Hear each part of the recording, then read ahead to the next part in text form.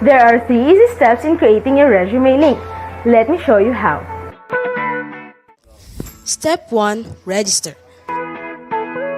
Go to www.jobs180.com using any browser and click Register Now. Fill out all the information needed.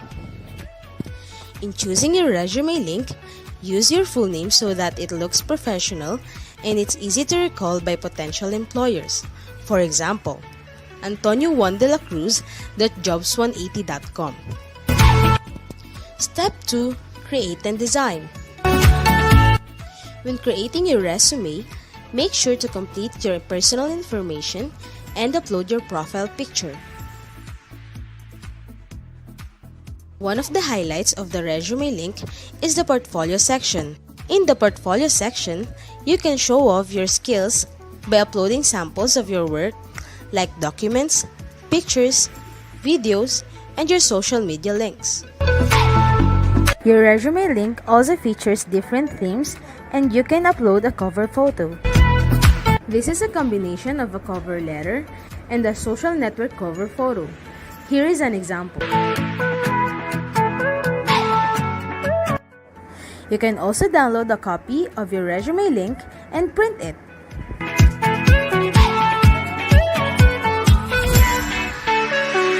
Step 3. Apply for a job. There are many ways to apply with your resume link. First is browsing the job recommendations in your Jobs 180 dashboard. If you're qualified, click Submit Resume Link. So what are you waiting for? Dress up your next generation resume, stand out brightly among the competitive job seekers in the market, and win the heart of your future employers using Resume Link.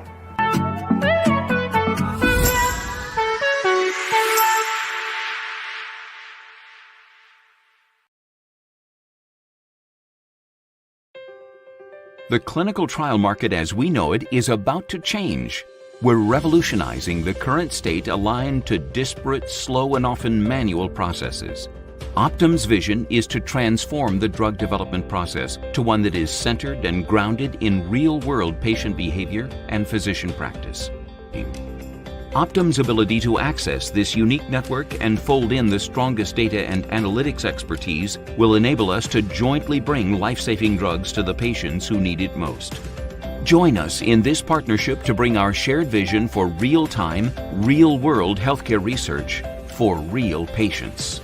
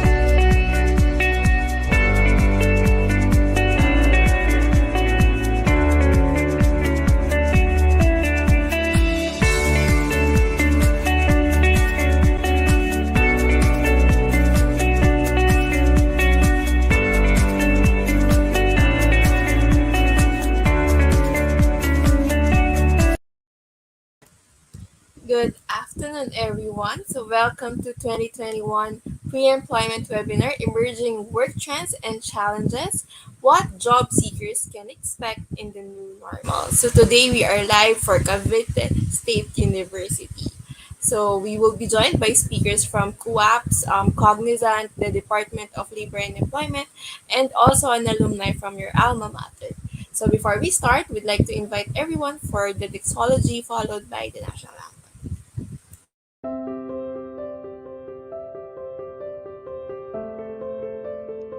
Our Heavenly Father, the fount of all goodness and grace, the cause of wisdom, the source of intelligence, We welcome you, O Lord, to this auspicious gathering of your beloved, who continuously give you thanks for every opportunity to learn something new and become fruitful to the works of your creation. We humbly come to you, not because we are worthy, but because we find ourselves in need of you, who is our strength and our hope, to continue despite the challenges we face in health, prosperity, and our solidarity with one another. We pray that today's gathering, made possible by the grace of advancements in technology and social media, becomes successful in its endeavors, so we can offer it back to you as our humble offering to honor you, glorify you, and love you through our deeper connection with everyone. May we find bliss in today's session and become more productive children and co-creators of the earth. This we ask and pray through Christ our Lord. Amen.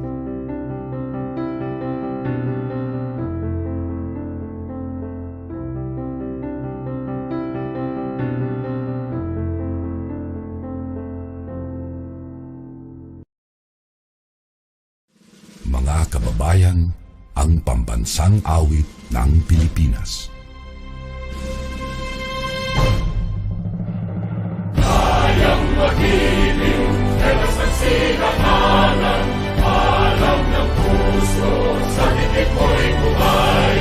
Lupang hinirang, kuyagan ang magiting, sa manlulupin, di ka pasisingil, sa nagagang tutok sa simoy at sa langit kong bangaw, ay hinatang tulad, awit sa pagkayang minamahal.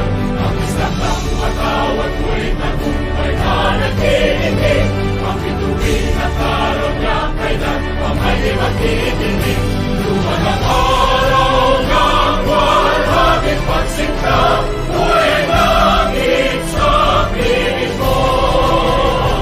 Ang inigaya na pagkay mga amin, ang mamatay ng dahil sa'yo.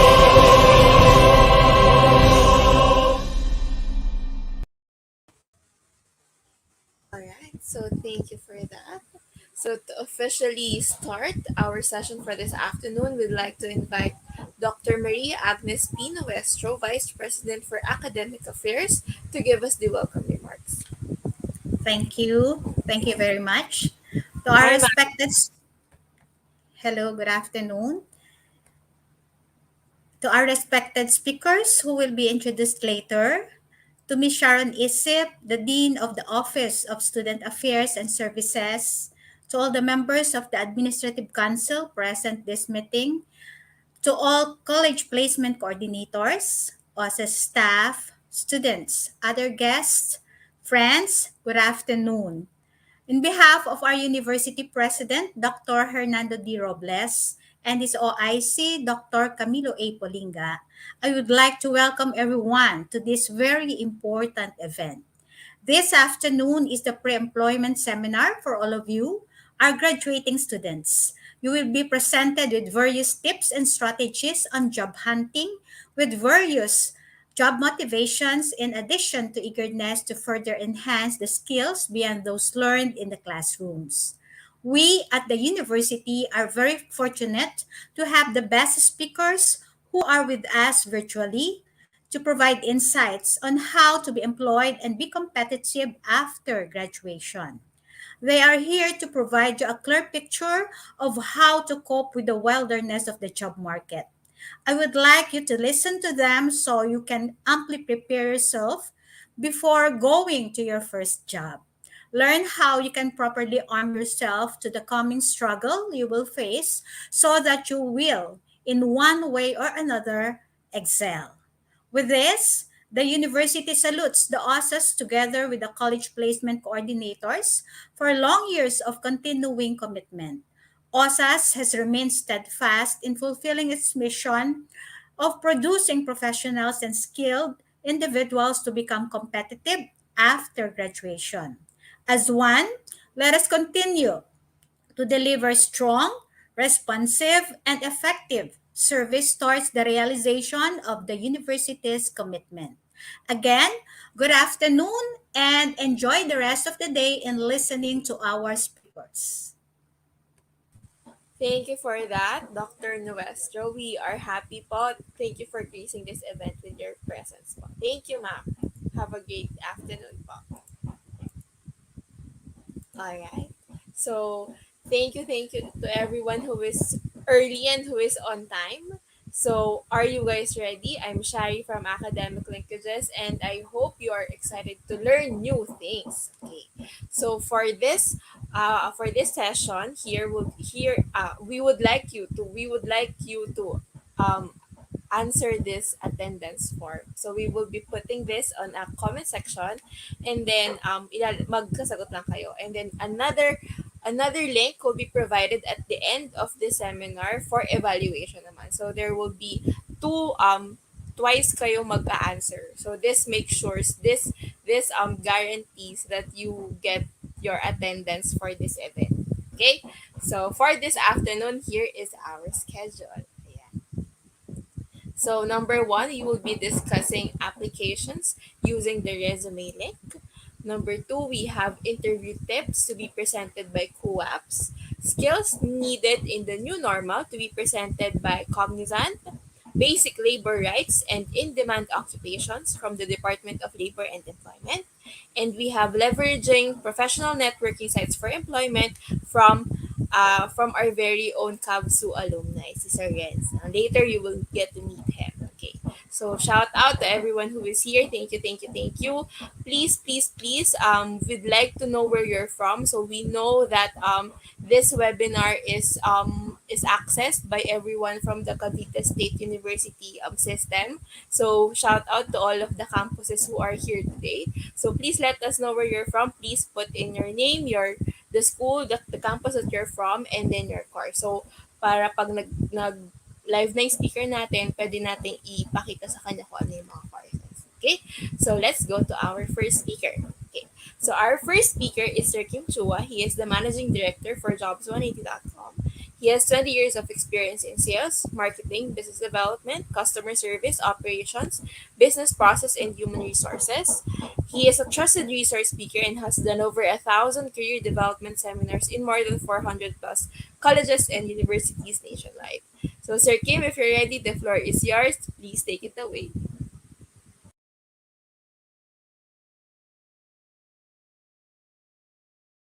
Everyone, allow me to share to you how to make a job-winning resume. Yan. A lot of you are now looking for a job and exploring for the next chapter in your life. I hope that this session will be able to help you. Not only you, but the people that you know that needs help in terms of how to make a job-winning resume. Yan. So yan na tinatawag nating resume link. A lot of platforms right now, mga online platforms are being offered left and right. But for you to know paano to magiging job-winning tool or job-winning resume to, meron akong checklist. So go with me, with all these checklists.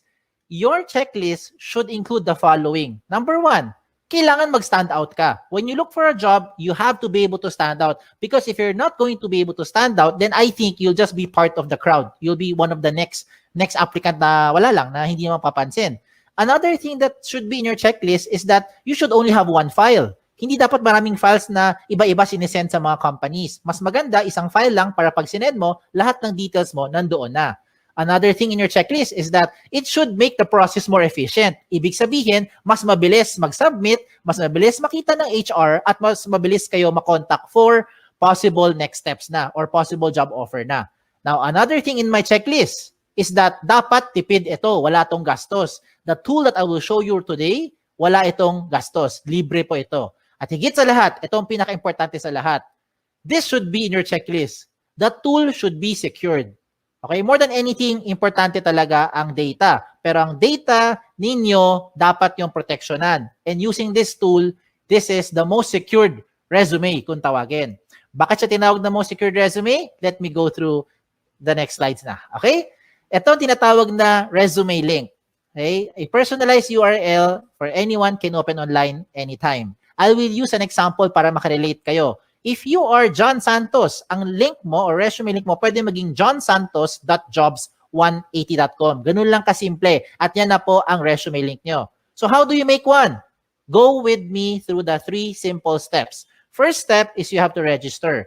Absolutely, wala tong bayad. Libre po ito. How do you register? You go to the website of jobs180.com. That's www.jobs180.com at dun ka mag-register on the upper right side of your screen. Now, as you do that, you have to put the basic information. Okay? So, alam nyo na ano mga information yan. Hindi ko na isa-isahin.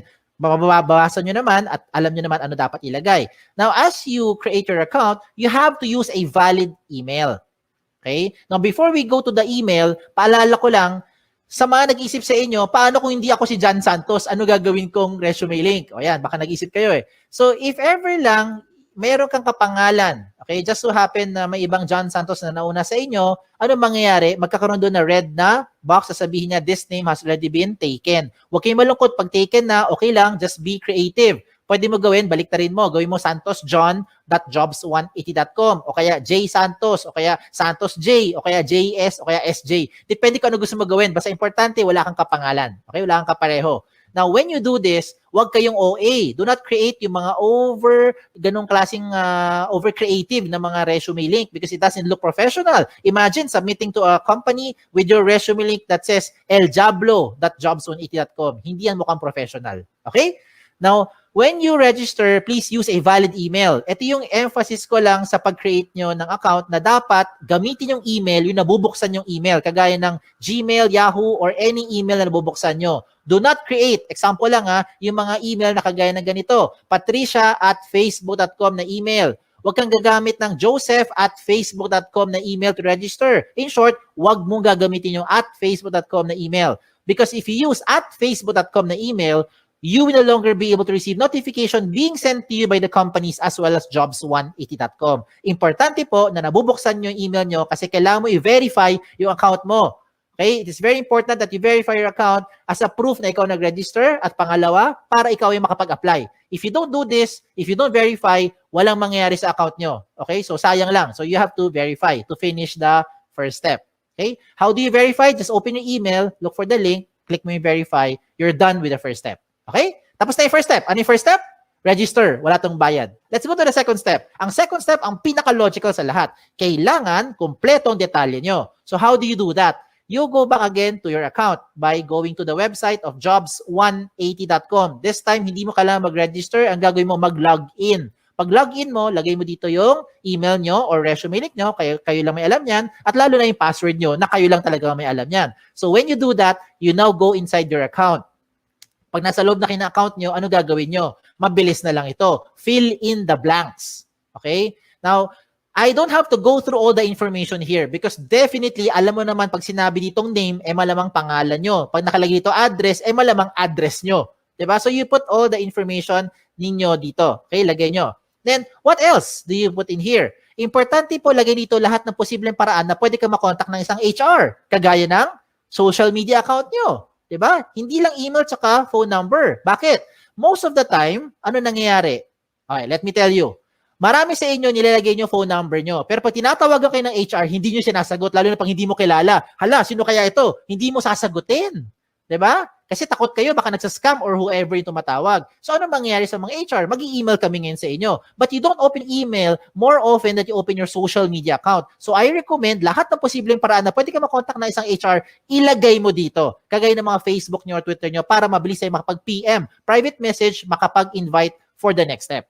Okay? What else do you put here? You also put here your work options, yung mga work experience nyo. Pagdating po sa work options, you can see on the screen, you have 4 options na pwede nyo pagpilian. Parang switch lang yan. Yes, no switch, on, off switch. So you can choose here, example, looking for OJT, lagay mo yes, if you're looking for OJT right now. And later on, pag hindi na, turn it off. Lagay mo na no. Diba? So depende yan kung anong mas trip nyo or ano mas pasok dun sa hinahanap nyo right now. What the system will do is it will try to match you with companies who are also looking for the same profile with what you have. Yan yung kagandahan ng tool natin. Hindi mo kailangan mag-door-to-door para mag-submit ng resume link ninyo. Okay? What else do you put here? You put here your school under education. Even later on, okay, pagka-graduate nyo, you can also put here your schools. Yung mga nag-take pa kayo ng further studies, pwede mo rin ilagay dito. Okay, so walang limit sa space yan. Pagdating ko sa seminars attended, ganun din. Kahit gano'ng karami, pwede nyo ilagay dito. Kahit magkopyahan pa kayo. Just make sure lang alam mo yung seminar na yon. Kaya baka matanong ka sa interview. Pagdating po sa certification, ganun din. Put all the certification programs that you've had, you put it here. Okay? When it comes to the achievement, do not limit your achievement only inside the school. Hindi lahat na nakikinig ngayon ay Dean's Lister. Hindi kayo lahat dito ay honor student. Diba? Ayan, nag-agree marami sa inyo. So, hindi lang po ang achievement nakabase sa academic excellence. Some of you are student leaders. So, if you're active sa school, you also put it here kung ano yung mga pinagkakaabalahan nyo. And hindi lang sa loob ng school, even outside the school. If you're active in your barangay, halimbawa, isa kang tanod, ilagay mo dyan. Diba? Yan yung mga achievement ninyo. So, you put it here. Bakit? Because what you're doing now is you're trying to market yourself more effectively to that prospective company. Okay? Now, when it comes to the skills and languages, ito yung common observation namin mga HR.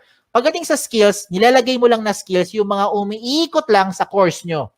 Hindi porkat communication arts ang course mo, com arts lang ang skills na alam mo. Hindi porkat engineering ang course mo, ang alam mo lang na skill ay pang-engineering. Hindi porkat tourism or HRM ang course mo, ang alam mo lang na skill ay pang-tourism at pang-HRM. Maybe some of you are into multimedia, into photography, into videography, into something else, arts, crafts, whatever. Lahat ng yan, skills nyo yan. Remember, what you're doing here is you're marketing yourself more effectively. Kaya kung ako sa inyo, ilagay mo dito lahat ng skills na alam ninyo.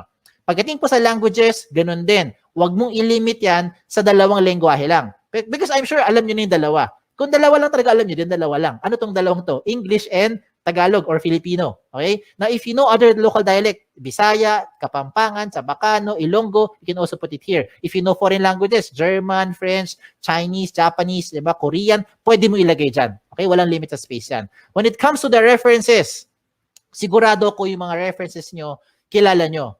Ang malaking tanong dito kayo ba'y kilala nila? Sana oo, di ba? Kasi madalas pag tumatawag kami sa mga references nyo, hindi kayo maalala. So please tell them, ginawa nyo silang reference para at least they know what to tell about you. Okay? Now at this point, to make your life easier, kung sakali lang nakagawa ka na ng resume nyo in your Word file or maybe in your doc file, depende kung anong file nyo, PDF file, whatever file you have. Kung nakagawa ka na ng resume nyo, simple na lang. Just copy all the information inside dito. No? Ilagay mo sa loob ng resume link. Just transfer them here inside the resume link para maging secured yung data nyo. Okay? Kung bakit secured, I'll tell you as we go along. Okay? So yung mga sinabi ko, I think alam nyo na yan. Alam nyo na yan. Okay? Itong mga susunod kong papakita, ito yung mga amazing na portion. Let me start with the portfolio section. Ano yung portfolio section? This is the part where you now upload evidence of your skills. Example, ano ebidensya na graduate na kayo later on? Diploma. Diba? Transcript. Ano pa? Toga? Hindi ebidensya yung toga. Okay? Kung ano man meron nyo, di ba? Certificate, diploma, yan, ebidensya yan. Okay?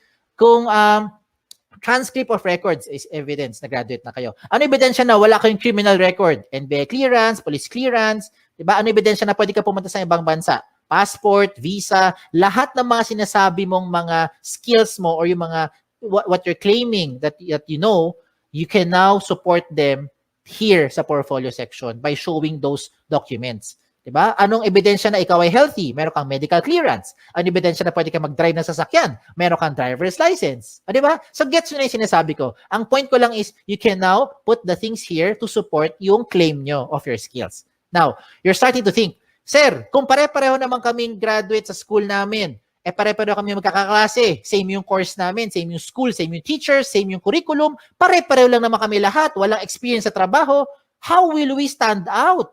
Ayan, di ba? Okay, ito ngayon yung isang magandang recommendation ko sa inyo on how you now stand out.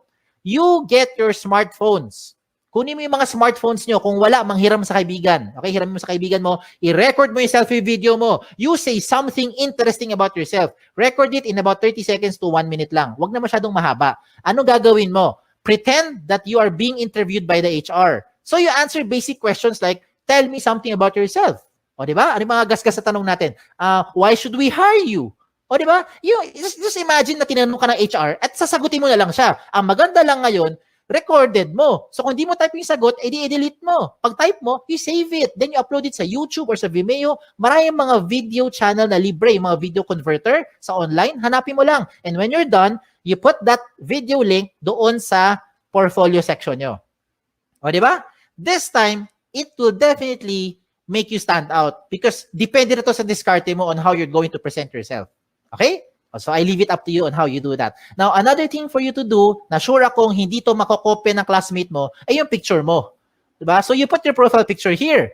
Now, when it comes to the picture, hindi kailangan sobrang formal na formal. Hindi kailangan pumunta sa studio. Huwag na kayo gumastos. Ang importante dito, tumingin kayo sa camera. Plain background. Okay? Plain background, tumingin kayo sa camera. Wear something, of course. Wear something decent. Okay? Do not upload profile pictures that look like the right side of your screen. Yung mga sample na yan, hindi po maganda example yan. Okay? So, huwag kayong maglagay ng mga ganun kasi mga sample na profile picture. Now, another good thing pa that will make you stand out using the resume link is your cover photo. Yes! A picture paints 1,000 words. Yan ang kasabihan na very, very applicable dito. A lot of you who are listening today, hindi kayo gifted with writing skills. Hirap kayo express ang inyong feelings at inyong thoughts into words. Hindi mo ma-type, hindi mo ma-sulat. Tama? Hirap tayo eh. Bakit? Hindi natural sa atin yan. Pero pagdating sa picture, kayang-kaya mo i-express yung inyong personality. Look at the examples I'm showing you. Look at the one on the left. Ano siya? Isa siyang ophthalmologist or optometrist. Sabi naman ng iba, eye expert. Di ba? Yung sa kanan, ano siya? Sabi ng iba, sir, parang IT. Sir, techie siguro kasi maraming gadget, pati stapler, gadget niya. Diba? Halimbawa, o sabi ng iba naman, sir, parang makalat. O depende na kung how you are going to interpret it. But now, the way I see it, itong taong to, multitasker. Okay? Another good example I'm showing you is this one. Someone from psychology, someone from neurologist, or maybe someone who knows left and right. Ganun lang kasimple. No? So depende yan how you're going to express yourself. Okay? Another good example pa, ito. Itong person na to, ang gusto niya sabihin, there's no shortcut to success. You will be able to reach your goal by taking one step at a time. O, di ba? So, I'm showing you good examples. Hindi yan member na Akit Bahay Gang. Hindi rin po yan social climber, in case that's what you're thinking. So, kung nagpakita ko ng magaganda example, I will also show you yung mga hindi magandang example para wag niyong gagayahin. Huwag kayong magpapaka-misteryoso. Okay? Make sure you put your picture there. Okay? Kasi maraming pangalan ngayon interchangeable. Ako mismo, guilty ako dyan. My name is Kim. A lot of people think babae ako. Ako rin mismo, napagkakamalan ko yung mga aplikante, pinakita ko, Chris, George, Alex, Sam. O, diba? Minsan isipin ko, Joey, lalaki. Yun pala, babae. Diba? So you better put your picture there para at least alam ng HR who to expect. Okay? Now, when you make your resume link, dapat may laman talaga yan. Kasi kung walang laman yan, ganyan itsura niyan, blanco. And how do you expect companies will look, or HR from companies will look at your profile if you submit to them resume links that look like this? It's like submitting a piece of a paper, bond paper, or long bond paper, short bond paper na walang laman except pangalan mo. And that's the same as this one. So hindi yan papansinin ng mga HR for sure. Okay? Sayang lang oras nyo tsaka oras ng HR. Kailangan attractive. Okay? When I say attractive or catchy, do not overdo it naman. Now, this is just in my opinion. In my opinion, I think this one is not a good example. Kasi ang dating niya parang tamad, parang happy-go-lucky, parang chill-chill lang, no? Parang gano'n na dating. So, I leave it up to you on how you'll be, expressing yourself na dito. Okay? So, sa mga personality nyo. Alam niyo na, anong dapat nyo gawin at hindi yung dapat gawin. So, showing a very good example is si eye expert. Tignan mo, lahat ng detalye niya, kompleto. Everything. From top to bottom, kompleto lahat ng details, including yung kanyang mga portfolio section na nagpapatunay na siya ay isang licensed ophthalmologist. Pinakita niya lahat ng mga posibleng hingiin pa sa kanya ng mga HR. So bakit ko sinabi sa inyo na napapabilis yung buhay dito? Hindi lang buhay nyo. Pati buhay rin ng HR napapabilis because once you submit all this information to that company, when the HR opens your resume link and sees everything about you, dalawa lang ang pwedeng mangyari niyan. One is, nahuli mo atensyon, gusto kanya ngayon kausapin or schedule for the next step like interview or possibly job offer, or hindi ka nag-fit. Yun yung second. Di ba? Para at least, ang maganda rito, hindi na pabalik-balik, hindi na siya tatawag para sabihin, hello ma'am, meron ka bang evidence na graduate ka na talaga sa school na yan? Can you send me your transcript? Diba? Can you send me yung mga evidence or yung mga sample skills or sample work mo kasi you are in IT or in graphic design, diba? Gets mo ibig ko sabihin? Wag nang pabalik-balik, sayang yung oras. Okay? Time is of the essence, lalo na ngayon. So you put everything there, at least pag nakita ng HR, diretso na kagad sa pagprocess sa inyo. Okay? A lot of you are now thinking, Sir, pag gumawa ako ng resume link at nilagay ko lahat ng information ko dyan, baka naman yung mga data ko nakakalat na sa buong mundo. Baka naman yung mga information ko nakalantad na sa buong internet. The answer is, no. Kaya nga siya tinawag na the most secured resume. Okay? Bakit siya tinawag na most secured resume? Because you have the ultimate control over your privacy settings. Follow the screen. Inside your dashboard, when you log in, you can go to your settings. Sa settings mo, to be specific, puntahan mo yung privacy settings. In your privacy settings, you choose the information that you want to show in public. Halimbawa lang you do not want to show your birthday. What do you do? Turn it off. Ayaw mo pakita yung address mo. What do you do? Turn it off. Ayaw mo pakita ang inyong references. What do you do? Turn it off. So lahat na naka-off, hindi lalabas sa public. At sino may control niyan? Kayo lang. O, di ba? Ang maganda pa rito, real-time update yan. Halimbawa, today, you decide not to show your birthday, your address, and references. And then 5 minutes later, you decide, sige, pakita ko na nga birthday ko. Turn it on. Real time. 5 minutes later, the moment you save your settings, lahat na binigyan mo ng resume link, updated na rin sila real time. As in real time. Di ba? Ayos, di ba? Sige, tuloy natin. Tuloy pa natin to. So, reminders ko na lang sa mga late na dumating or kakakinig lang, when you make your resume link, make sure that your profile is interesting and attractive. Okay? Wag OA. Iba yung over naman yun. No? Wag naman ganun. So, make sure it's attractive, it's catchy. Complete all the information, especially your contact details. Kasi sayang naman lahat ng ginawa mo, nahuli mo attention, hindi ka makontak ng HR. So, better make sure nandyan yung mga contact details na updated. Okay? So, yan. So, tapos na tayo sa 2 steps. Last step na lang. Ano yung first step? Recap lang.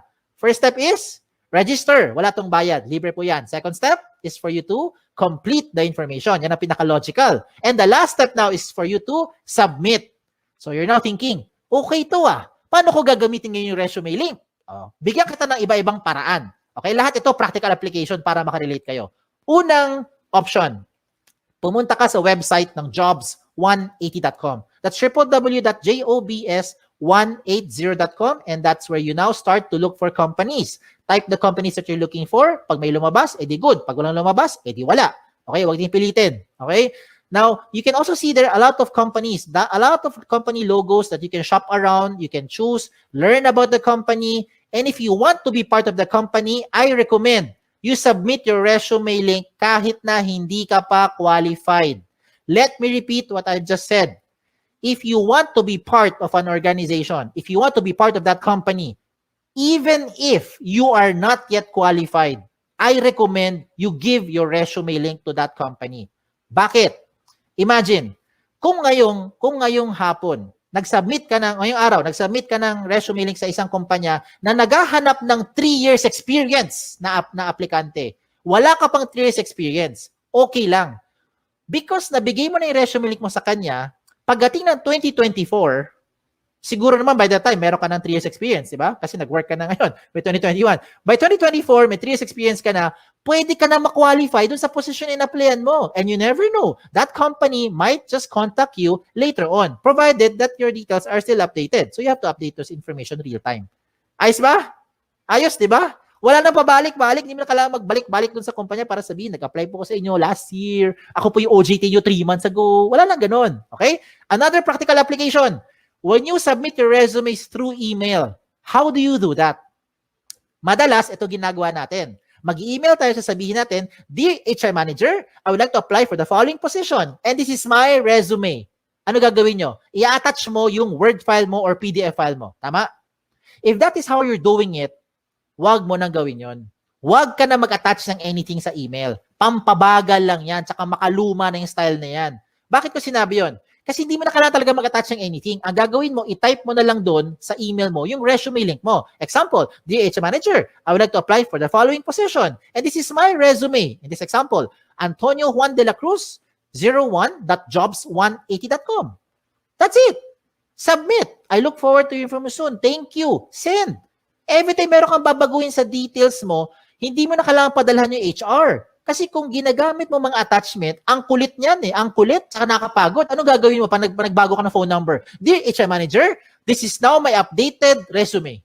Mamaya-maya, 2 weeks later, nagpalit ka ng phone number. Ano gagawin mo? Dear HR Manager, this is now my updated, most recent resume. O di ba? Every time meron kang babaguhin, padala ka na padala doon sa HR. Nakakapagod yan, hindi lang sa part nyo, kundi sa part din namin sa mga HR to keep track which one yung pinaka-updated na details. So this time, wala na kailangan. Palit-palit na lang kayo ng details nyo, update-update na lang sa loob ng resume link. Ayos ba? Ayos pa. Okay, tuloy pa natin to. Okay? If you want to print your resume, this is now the good news. You can now print your resume link.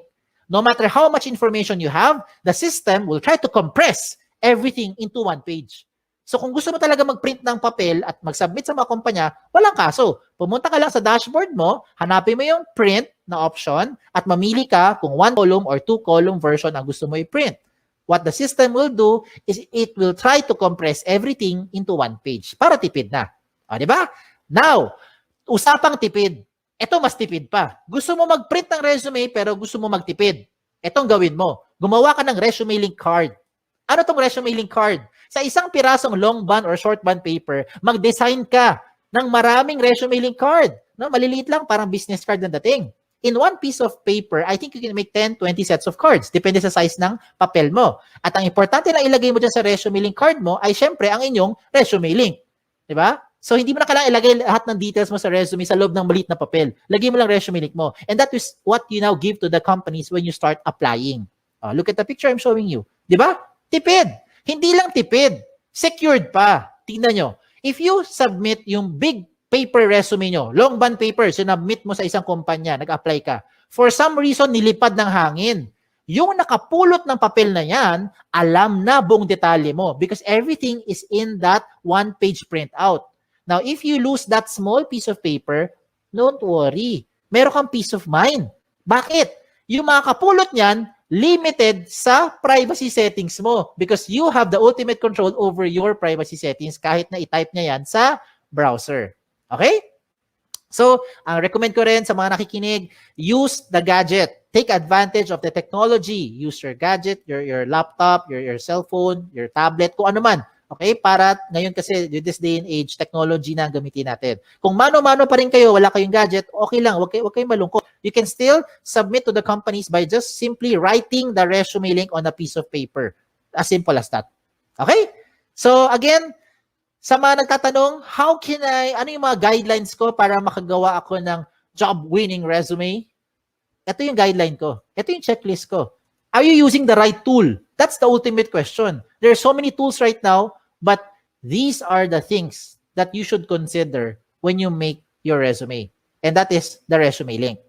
It already addresses the following. Number 1, security ng information mo. I hope by this time, you have peace of mind. Ito na ang pinaka-secured na information because you have the ultimate control over your privacy setting. Pangalawa, the speed of hire becomes faster. It becomes more efficient because whatever you need, whatever the HR needs, you can already put it inside the resume link. Another thing is that it's flexible. If you want to print, just in case lang gusto mo talaga mag-print ng resume nyo, you have the option to print it. And you don't have to worry about saan ko sinave yung file na yan, saan ko tinago, wala nang ganon. Just log into your account and print. Mamili ka lang kung 1 column or 2 column version. At higit sa lahat, wala po itong bayad. Tipid po ito. Walang bayad. Okay? Ang kailangan mo lang, of course, internet. Sa mga nag-iisip sa inyo, sir, kailangan ko ng pan-data. Pwede ka naman makakonect sa internet na walang data eh. Punta ka sa libreng wifi. Di ba? Baka yung kapitbahay nyo may libreng wifi. O, makagamit ka muna. Later on, pag may trabaho ka na, may sweldo na, bayaran mo yung wifi niya. O, di ba? Bawi-bawi lang yan. No? Give and take. And there are a lot more benefits to just what I've mentioned. Marami pang iba. You can share your resume link to whatever platform you want to share it to. Gusto mo i-text? Gusto mo siya i-private message? Gusto mo i-send via Viber? Kayo bahala. Pwede mo i-share. Basta kayo may control. Ganun lang kasimple. No? Kung hindi mo ito binigay sa kahit kanino, hindi malalaman to nung taong yon. And you don't have to save it to whatever USBs or hard drive. No need na. Wala rin tong mga tipong version na kailangan pa mag-compatible. Walang ganun. Lahat ito compatible. Pwede lahat. Okay? So, shout out na lang ako. Shout out to all our school partners. By the grace of God, right now, we have about 400 plus colleges and university partners nationwide, including your alma mater. So, thank you. We're very thankful for this opportunity that we're able to do this kahit tayo nasa loob ng bahay, kahit kayo ay nasa loob ng bahay. So, hindi tayo physically nagpe-present, pero nakakatulong pa rin tayo, especially if you have friends or relatives whom you think would need this tool. Please share this to them. Okay? Sa mga nagtatanong naman ng mga frequently asked questions, sasagutin ko na. Ito kasi yung mga common questions na kadalasan tinatanong sa akin. Ang tanong, can I give my resume link to companies who do not know about jobs180.com? The answer is absolutely yes. It depends kung sino ang bibigyan mo. Ikaw may ultimate control niyan. Okay? Pangalawang question, is this the same as other job platform like LinkedIn, JobStreet, iba pang mga job site? The answer is no. Meron tong dalawang major difference. Yes. Lalo na pagdating sa security. Okay. Of course, explain lang ako Okay. With respect to the other sites that I've mentioned, let me just use JobStreet as an example para lang mas makarelate, no? Para makarelate. You can only use JobStreet resume if you're applying to companies who are also using JobStreet. If you're applying to a company who is not using JobStreet, you cannot use your JobStreet resume anymore. With your resume link, you can use this to any type of company, any platform, wherever they are. Kahit sa loob ng Pilipinas or sa labas ng Pilipinas, pwede mong applyan. Kahit hindi niya alam ang Jobs 180, basta alam niya ang resume link mo, pwede niya mabuksan ang profile at makita according to your settings. That's the first difference. Pangalawang difference, kung nabigay mo na, kung na-submit mo na ang JobStreet resume mo sa isang company, wala ka nang pwedeng baguhin. Lahat ng data mo nandun na yan sa HR. Yes. Hindi na magbabago yan real time.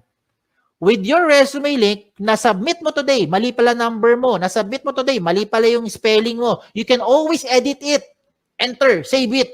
Real-time update. Lahat ng bigyan mo ng resume link, updated real-time. Ayos? Okay, tuloy tayo sa number 3 question. Number 3 question is the easiest question.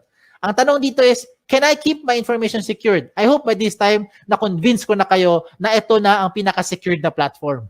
Okay? That's the reason why I'm sharing this to you. Okay? Number 4, I think this is the most important question. How often should you update your resume link? Ang sagot dito, hindi araw-araw, hindi linggo-linggo, hindi buwan-buwan, hindi taon-taon. Ang sagot dito ay every time. Every time na meron kayong babaguhin, lalo na ang contact details nyo. Yan ang importante. You have to update your contact details every time na meron kayong papalitan doon. Kasi yan yung paraan para makontak kayo ng mga companies. And the last question is just a trivia. Why is this called jobs180.com? This is called jobs180.com because we want to turn your life around. Yan, di ba? 180 degrees. Hindi siya 360. Kasi kung 360, bumalik ka lang kung saan ka galing. Hindi balik-balik ka lang, balik-balik ka lang, balik-balik ka lang. Di wala nangyari. Di ba? So you have to do it 180 degrees. It's a straight line towards your career goal. Okay? Just in case may tanong pa kayo, nahiya magtanong, pumunta lang kayo sa website namin, sa jobs180.com, or email us, email me, here sa info@jobs180.com. Like us on Facebook, follow us on Twitter, follow us on Instagram para makakuha kayo ng mga latest trends in recruitment. Okay? Again, my name is Kim Chua. Don't forget yung wa. Okay? Baka Kim Chua lang maalala nyo. Na nagsasabing, be safe at isang magandang araw po sa inyong lahat. Thank you.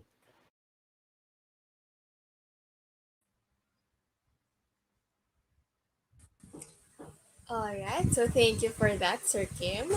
So to our audience, we are now opening the floor for questions. Kung meron kayong questions for Sir Kim, now is the time to put it in the comment section and then we can we can address it to Sir Kim mamaya. Okay? So habang nag-iisip kayo, I already listed my questions. So Sir Kim, I have a couple here that I want you to answer. Number 1, can we, is it possible to retract application? And can we see the status of our applications kapag na-send na po namin sa companies? Makikita po ba namin yung kung nabasa na nila or nabuksan na nila. Okay, thank you for that question. Sige, linawin natin sa audience yan. Guys, pag nag-apply na kayo sa mga companies, when you have already submitted your resume link to those companies and you decided for some reason you don't want to continue yung application nyo, you have the option to withdraw your application. Yan yung maganda. No? Hindi kagaya ng kung gamit mo yung traditional resumes, nag-apply ka sa kumpanya, hindi naman siguro mangyayari pupunta ka doon sa kumpanya para sabihin, Mr. HR or Ma'am HR, pwede ko bang bawiin yung resume na in-apply ko sa inyo, sinubmit ko sa inyo last month or last week, di ba? Normally, you don't do that. Now, using technology, using this resume link, you can do it. Pwede mo i-withdraw yung application nyo. Okay? So, kumbaga yung authority na sa inyo. Just in case lang you change your mind. Okay? Now, the other question ni Ma'am Shari is, would you know yung status ng mga applications? No, definitely yes. No, you can see it in your dashboard sa mga in-applyan yung kumpanya, sa mga sinabmit mo ng mga resume link ng mga companies. You can see there kung ano-ano na nangyayari doon sa bawat kumpanyang sinabmitan mo. Is it being processed or is it still unprocessed? Ayan, di ba? So, dalawa lang naman yan pinaprocess or hindi. Di ba? So, yun lang yun. Let's keep it simple. Diba? Pinaprocess kayo, it's being processed. Ayan na. So, you just wait na lang. Keep your lines open para tawagan kayo or kontakin kayo ng mga respective companies na in-applyan nyo. Okay? So, I hope na-answer ko yung tanong ni Ma'am Shari. Yan. Thank you for that, sir. So, next question. How do we know if the company that we're applying for is legitimate? Paano namin malalaman, sir, na hindi fly-by-night yung kumpanya, ganun. Madami po nagkalat online. Okay, sige. Well, yung tanong na yan, marami kasi tayong mga tinatawag na red flags. No? May mga sinyales para malaman kung isang kumpanya ba legit or hindi. Now, para lang magkaroon kayo ng peace of mind or magkaroon kayo ng maging panatag ang loob ninyo, lahat po ng mga companies na naka-advertise sa jobs180.com, nagawan na po namin ng due diligence. Okay, when we say due diligence, at least na-check na natin yung kanilang legal existence. Alam natin na sila ay nasa Pilipinas, yun nga, kahit papaano, no, alam natin yung mga positions na pinapost nila ay legit. Now, I am not saying na you will not encounter companies na fly-by-night. Baka lang sakali, later on, may ma-encounter kayo. Maaring hindi sa Jobs 180, maaring sa ibang kumpanya, no, maaring ibang site, di ko alam no, kung saan man, baka may ma-encounter kayo. If ever lang may na-encounter kayo, ang gawin ninyo, i-report nyo po yan. No, pwede nyo i-report sa DOLE, pwede nyo i-report din sa amin. You can send us a message para matulungan namin kayo, ma-assist namin kayo sa mga ganong companies. Now, ano ba yung mga red flags kung tawagin? Ito yung mga basic, basic tips ko para malaman ko yung kumpanya medyo fly-by-night. Okay? Or alam mo na, yung mga illegal, or may mga activities na hindi kaaya-aya. Una sa lahat, kapag sila'y naniningil ng bayad. Okay? Lalo na kung ito ay local and direct hiring, dapat wala silang sinisingil kahit na piso to process your application. Okay, kung may na-encounter kayong ganung mga kumpanya, humihingi ng bayad or ng bank account ninyo or details ninyo, mag-ingat na po tayo sa mga ganung kumpanya. Okay? So yan ang isa sa mga red flags na kung tawagin. Okay? Now another thing is you also have to be careful on giving personal information mo rin. Hindi lang bank details, baka naman hindi nga hiningi bank details mo, pero lahat ng detalye mo, example, pati iba pang mga details hiningi ng kumpanya, mag-isip din tayo. And sometimes itong mga information to are very sensitive. That's the reason why we created this resume link for you. So you can control your information, yung privacy settings mo, 100%.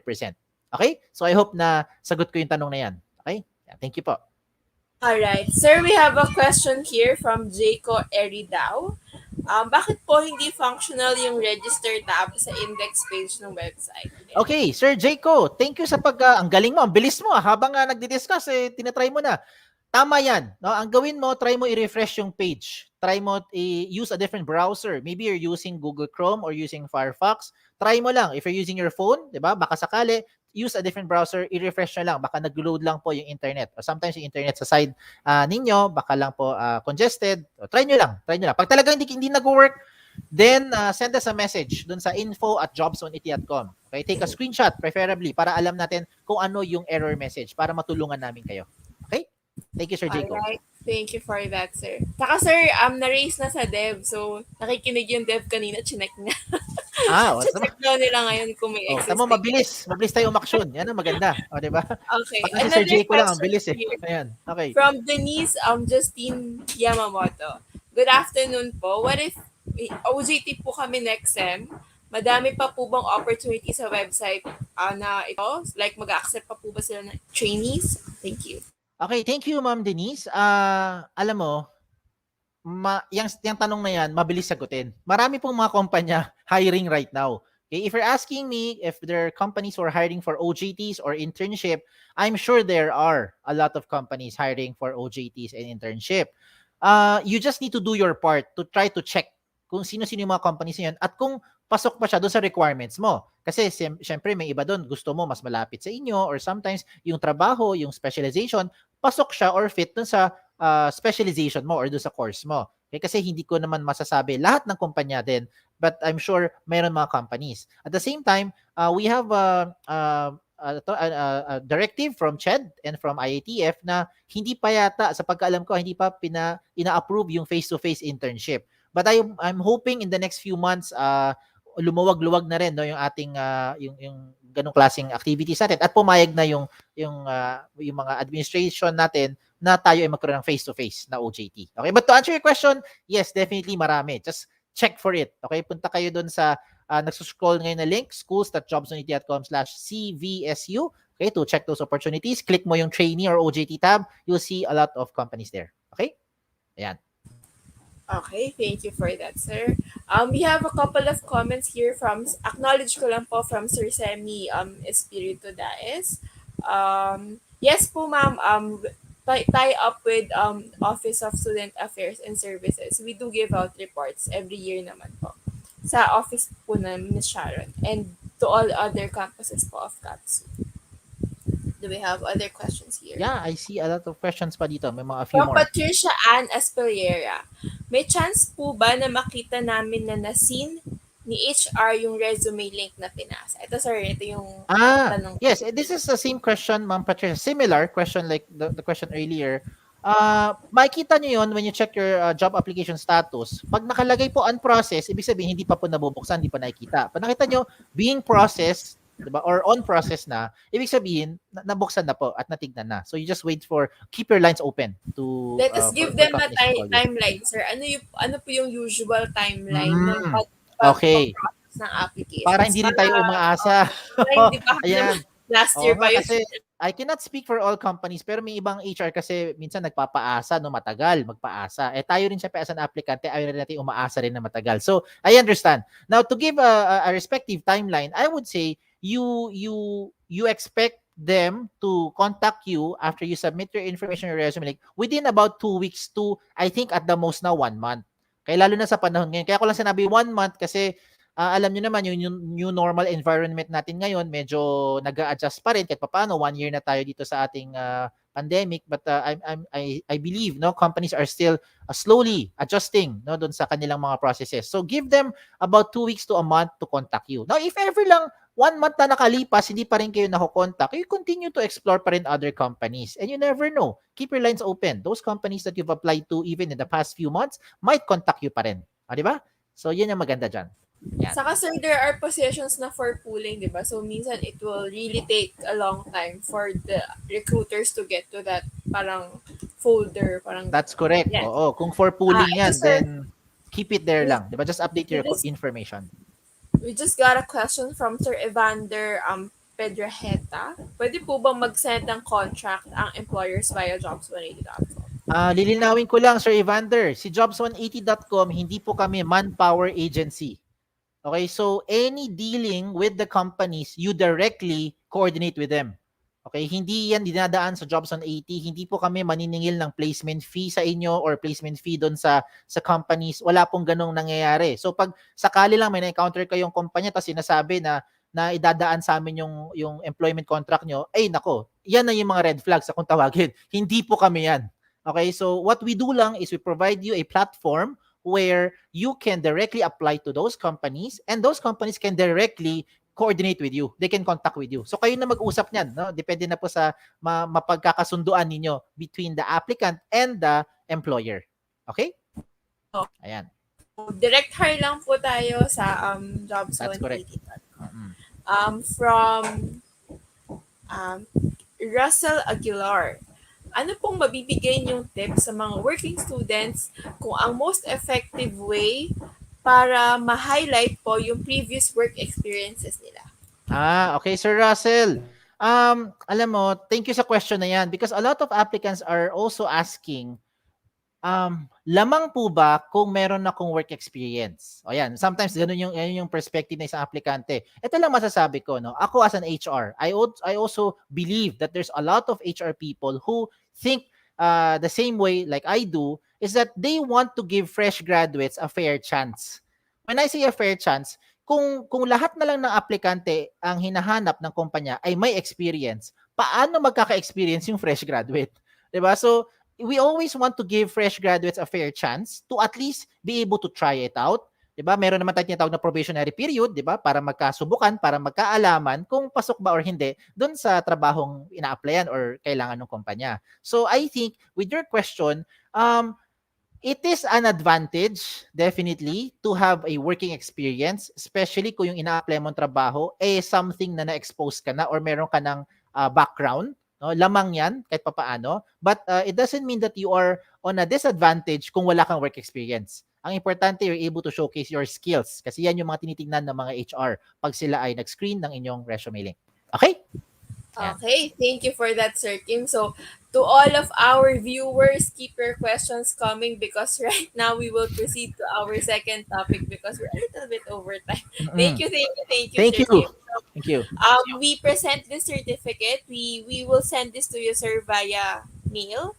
So, Okay. via email. So, thank you for participating in this seminar entitled Emerging Work Trends and Challenges, What Job Seekers Can Expect in the New Normal, signed by Dean Sharon Isip, Dr. Maria Agnes Nuestro, and Dr. Paulina. Sorry, masyado maliit, sir. I'll review it later. Sorry. But I will send this to you, sir, by email. Thank you. Thank you. Ma'am Shari, may nakita, may humabol na questions. Ito Yes. sabi niya. Ayan. Bilisan ko Sir, lang. Sabi mabilis ni Sir lang. Kenneth. Pwede bang gumawa ng resume link kahit na hindi pa gumagraduate? Alam nyo, Sir Kenneth, saka sa mga nakikinig, huwag nyo na antayin yung time na kayo ay gagraduate, tsaka lang kayo gagawa ng resume link. No, at early point in time, senior high school, freshman, sophomore, third year, kahit kailan, gawin mo na. So you start to slowly build up your information. Okay, huwag ka na antay sa time na magpa-panic ka, magpa-flashback ka kung anong pinagagawa mo ng mga previous years. Okay? So, to answer your question, gawin mo na kung ano man yung year level mo right now. Thank you. Alright, thank you, Sir Kim. We'll head on to our next speaker. Salamat. So, Thank you. next speaker. Thank you, sir. So, sorry, overtime. Naghahawal kami ng oras. Okay, ang next speaker natin is from Kooapps. Miss Vera Tabuzo is your associate for Kooapps. She majored in AB Development Communication at Ateneo de Nago University, and she is currently the HR associate for Kooapps Philippines. So, here to discuss virtual interview tips, we would like to call on Miss Vera. Hi, ma'am. Good afternoon. Hello. Hi, ma'am. Ma'am, can we test sharing your screen? Okay, I'm already sharing it. Is it showing Okay. on your side? Ayan, ma'am. Loading na po siya. So, ma'am, right Okay. now we have more than 1,000 viewers with us for this afternoon. So, I'll be back po in 20 minutes. And if there are glitches, papasok po ako. So, see you, ma'am, later. The Okay. floor is yours. All right, thank you.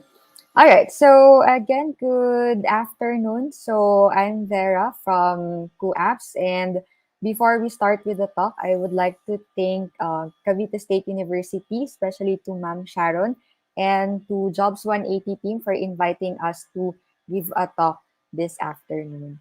Okay, so just a brief background about myself. So I graduated from Ateneo de Naga University with a degree of Bachelor of Arts in Development and Communication. So after I graduated in 2013, I immediately joined Kooapps and I started working already in Kooapps. So ever since 2013, I'm still here. So I've been with the company for 8 years already. And since I have that long of experience with working as an HR, so I have met and interviewed a lot of applicants already. So for around thousands already.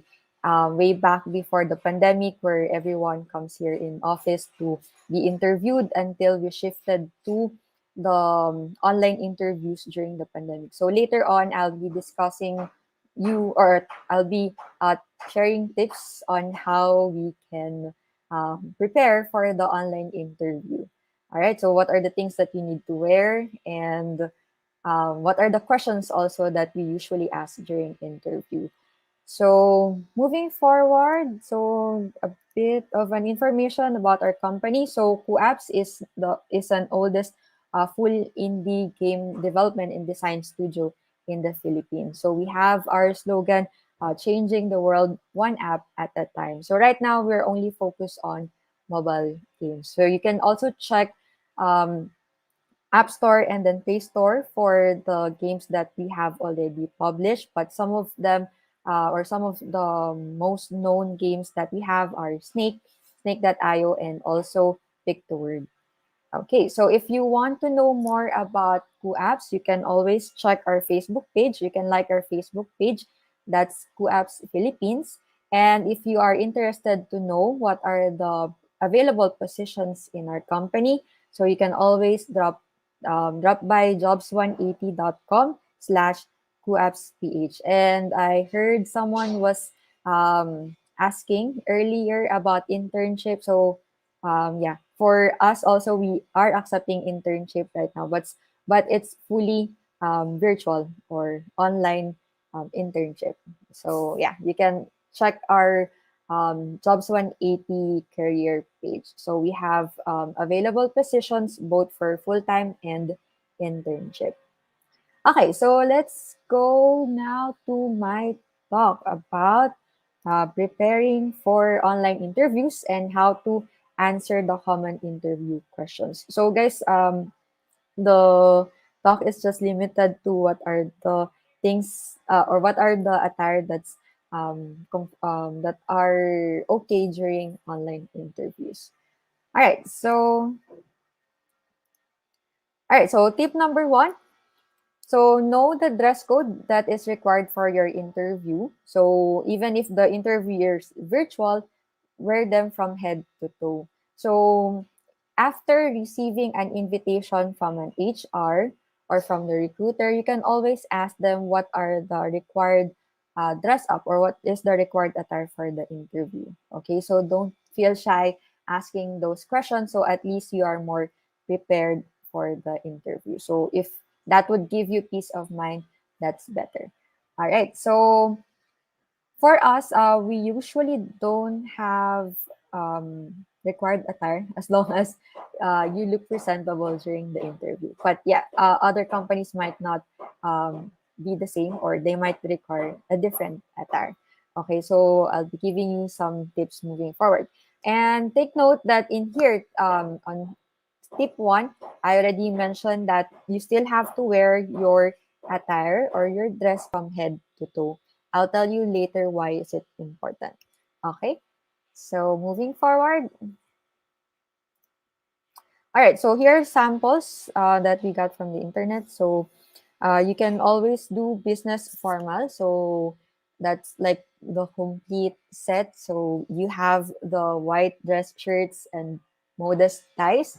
You also have like high quality accessories such as, I forgot it's cufflink.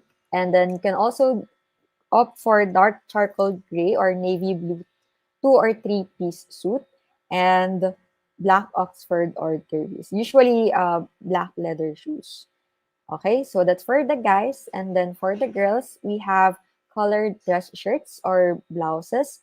Next is dark and classic suits, skirts not shorter than 2 fingers above the knee, and then black or neutral hosiery, and closed-toe dress shoes such as palms.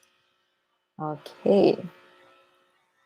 So next one, smart casual. So you can also wear smart casual. It's more like dress down for the business formal. So you have the brightly colored or patterned shirts and ties. Next is sport coats and jackets, dress slacks, loafers or monk strap shoes. And for the girls, you have the brightly colored shirts, bigger and unique jewelry and accessories, fashionable jacket and skirt, and then closed toe pumps. If ever you choose to wear pants, that's also okay as long as it's like neutral, or you can also do with the dark colored pants. And this is the business casual. If you don't have like coat, you can opt for the business casual also. So shirts and sweaters in a variety of colors and patterns for guys. And next is slacks or corduroy pants. And next is relaxed but elegant shoes. Okay, and for the girls, you have the short sleeve tops and maybe with vests. And next is fashionable combinations of top, vest, and skirts. And you can also do open toe shoes as long as it's not sandals or slippers. Okay, so for other attires, like you can wear them as long as it's in polo shirt, okay, or clothes with sleeves and collar. Okay, so moving forward, I already mentioned earlier that you still need to wear your dress from head to toe.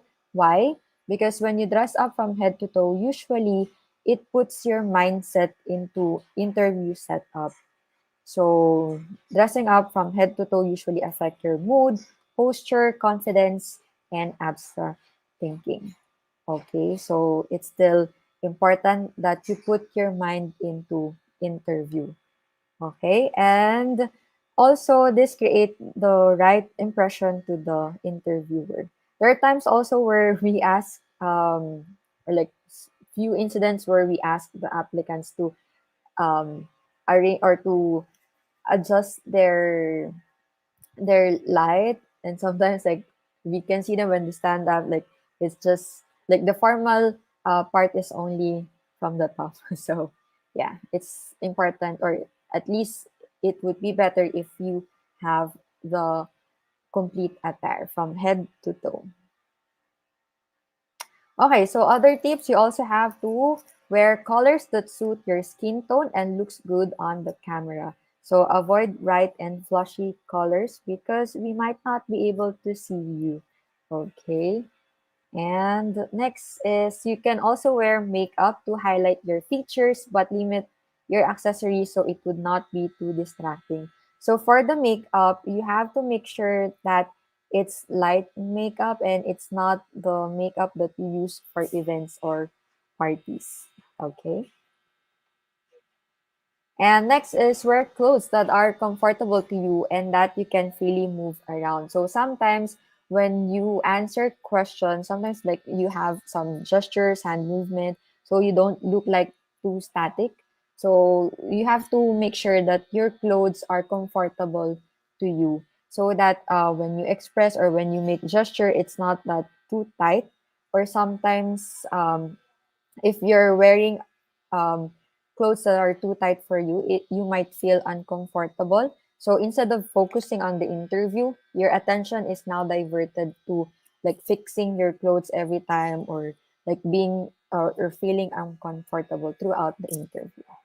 All right. And the last one here is make sure your background also complements you, and make sure that it's not against the light, because sometimes when it's too bright, it's hard for the eyes, or it's hard for us to see you. Plus, it's also making our eyes hurt. Okay, so the background also is involved, or it adds into your overall presentation during the interview.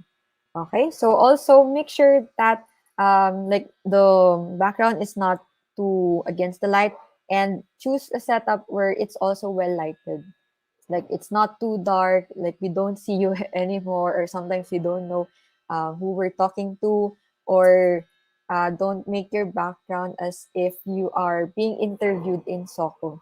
Okay, ayan, or like you're being in like what's that, protection stand, sorry, witness protection stand. So yeah, avoid doing that during your interviews.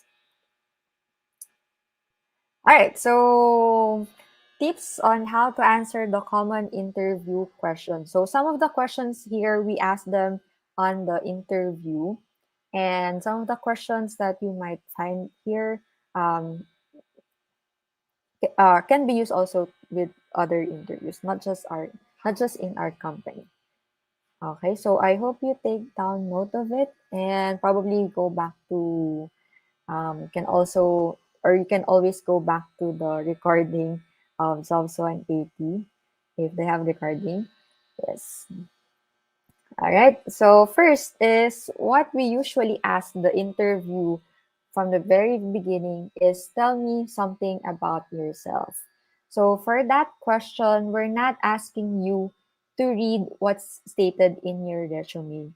Okay, as much as possible, we want a more natural conversation wherein you tell us more about yourself, something that's not indicated in your resume, and what you have written in the information sheet if there is. So you can always summarize your background, your previous experiences, achievements, and skills and qualifications. So avoid um, like telling your whole story also to the interviewer because there are some applicants who just feel so what do you call that? They feel like to close already with the interviewer that they tend to tell their story or tell everything about themselves starting from kid from their childhood until the recent.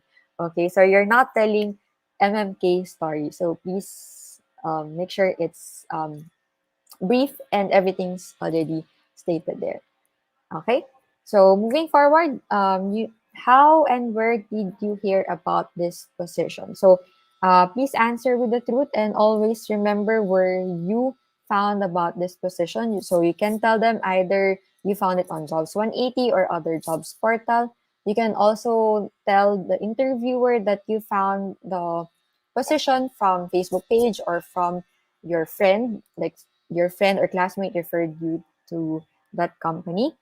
So make sure also to remember the position that you're applying for. So after you have submitted your application, more or less you have read the requirements and skills needed for that position. So I hope you remember that moving forward with your interview. Okay. So next one. So why do you want to work for this company? So when we ask you that, we are expecting that you have done a research about the company you are applying for. So we actually have encountered several applicants that when we ask them, like, why do you want to work for this company? And then they were saying that actually, ma'am, I applied to several companies. So that's like a red flag already that okay, I know that you're applying for several positions, several companies, but please at least make it more personal why you wanted to be in this company. So at least we are sure that this person really wanted to be in and not just like someone who's just looking for a job. Okay. So next one is what made you interested to apply to this position? So I discussed earlier that you need to read thoroughly, read carefully the skills and the requirements needed for the job so that you can connect also the skills that you have and then the experiences that you have so that you have a better advantage to other applicants. And also yun. So it will also tell us that you want to be specifically here and then you deserve like telling us that you deserve this position. Okay. So we match what we're looking for and yeah. Okay. All right, so next question is why should we hire you? So answer by connecting your background to the job posting and say what sets you apart from other applicants. So this one is like you're selling yourself and make sure that you have the selling points. So you have skills, the experience, background, or the degree that you studied for. So yeah, make sure that you mention them. And next is also what can you contribute to our company? So you have to identify the company's specific needs and discuss how you may use your skills to bring value to the company. Okay, so this is like more of selling yourself. So I hope you remember what are the skills or what are your unique characteristics. All right, so next one also, what are your greatest strengths? So you have to list your best qualities and deliver a story of how you use these qualities in your everyday life. So you have a great advantage than other applicants. So you have to make sure that you embrace them and then you feel that it's really you. And this is how you would get the job that you really want. Okay. And next is, of course, there are strengths and the opposite, your weakness also. So be truthful about your weakness and give context to how this trait emerged in your professional life and tell how you're committed for growth. So you can state scenarios that happened before and how you were able to address or how you're or what you're doing to address that weakness. Okay, so that you know you're not just gonna be stuck with the weakness and then just embrace it or like put a tag. This is me. I'm not gonna change or whatever. So please have something that you're working on also, or please tell us that you're also working on the weakness that we have. So not everyone is perfect. We have or we know that everyone has their own weakness, but at least um, please tell us that you are working on that. Okay, or making please tell us that you're making yourself better. All right, so next one is this question is usually for those with previous experience or like those shifting to another job. So the question is, what was the reason for leaving your previous company? So take a moment to think about the reason and then select a reason that will stand as professional rather than personal. So highlight the skills you've learned from your previous company. So what are the skills that you have learned and avoid also as much as possible like avoid um backstabbing your your previous company. They also did you better, so yeah. You can also like answer, I'm looking for more company or for personal growth, etc. Okay, so yeah, avoid bad mouthing. Yun. So last here is, how do you see yourself 5 years from now? So sometimes it's hard to see what we want with the future or how we want to see 5 years from now, especially after the pandemic. But please still have the hope in your heart and make sure that your personal goal aligns with your career goal also. So make like show us like how your goals and your or like the position that you're applying for will help you reach that destination. So yeah, so basically you can also answer like I want to see myself in a higher position or in a managerial level after 5 years, meaning you have also researched on the career ladder or yeah, on the career ladder in the company that you're applying for. Okay, so that's the usual questions that are asked during the interview. So I hope you were able to take note of it and then be ready to apply them when you are going for the interview already. Okay, so that's it, guys. Thank you again for listening. That ends my talk.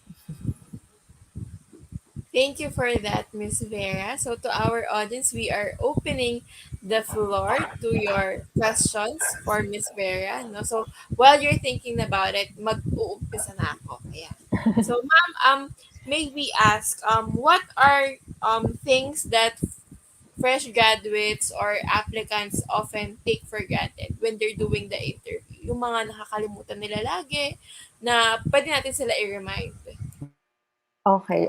What we usually encounter is like the position the position that they're applying for, because sometimes um actually we have encountered now when we text them or when we call them, and then they would answer like, from which company, I don't remember giving this contact information, etc. So it's like we have to start from the beginning again.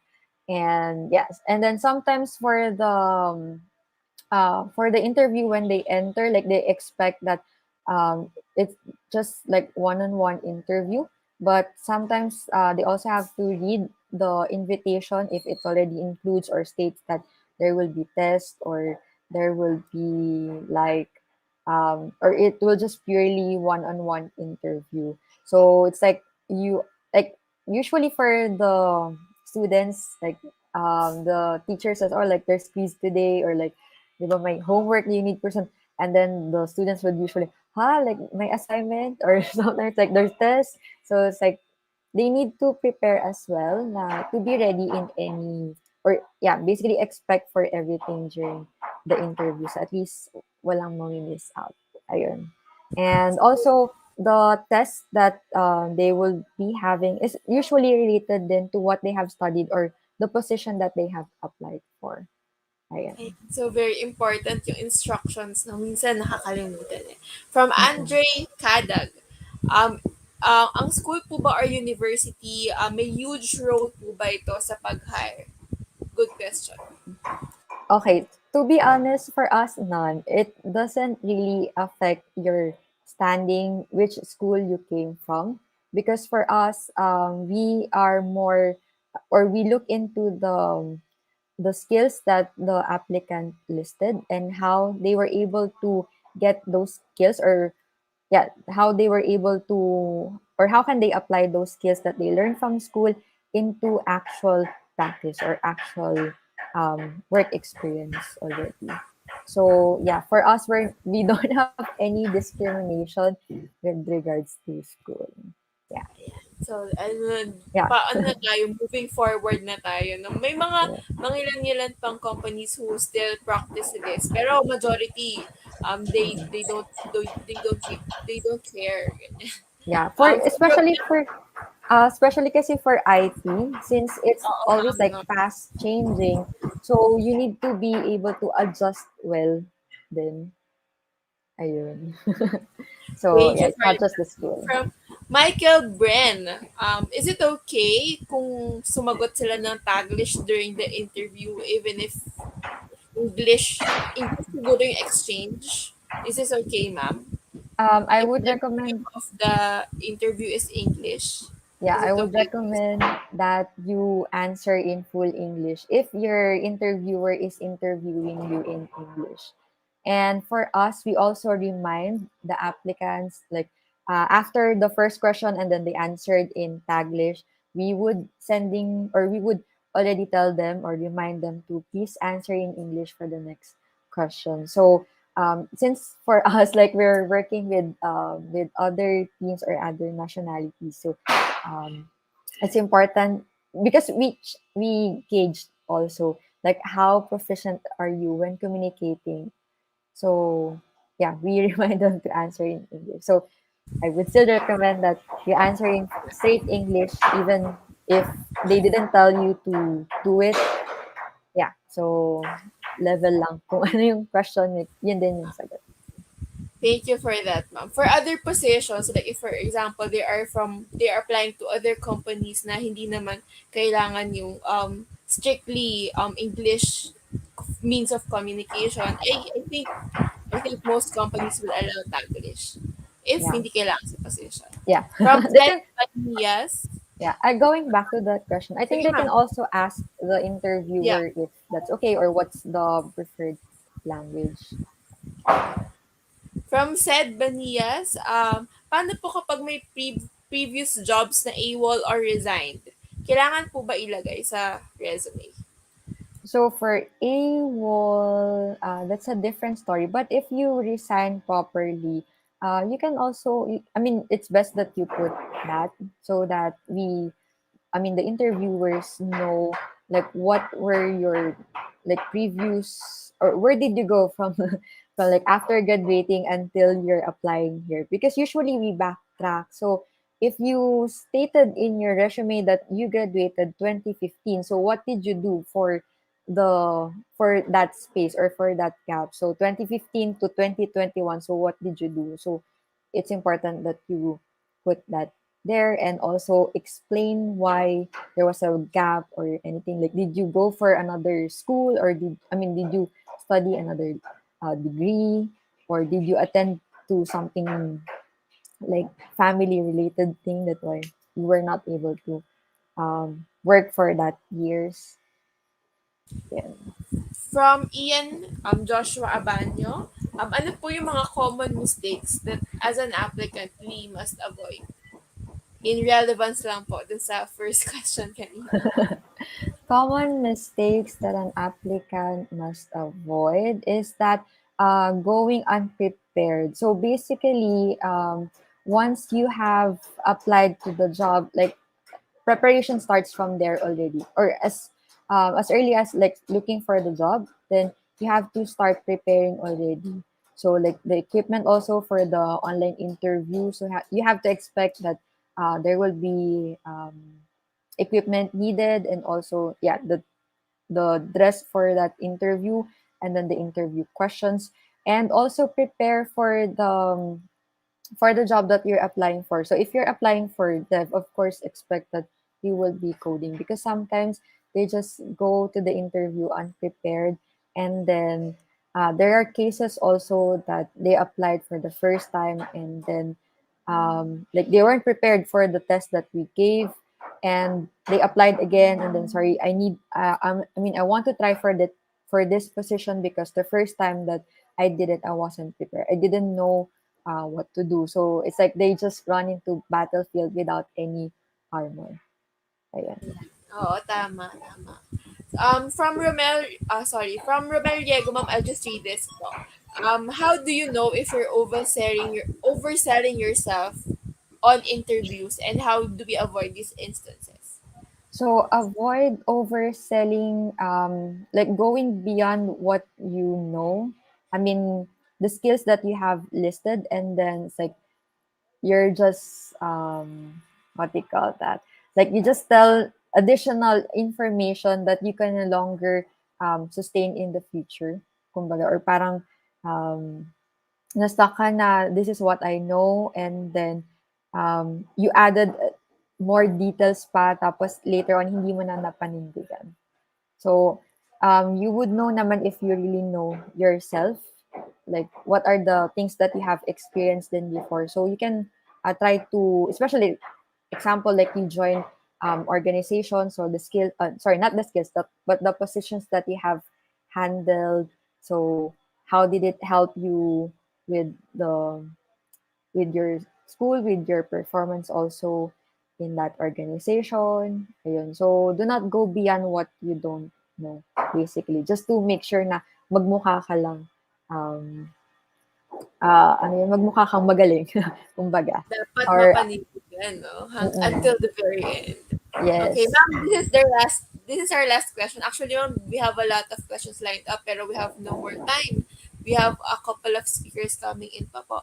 So from Adeline Rigo, some companies are asking kung magkano po ang gusto naming salary.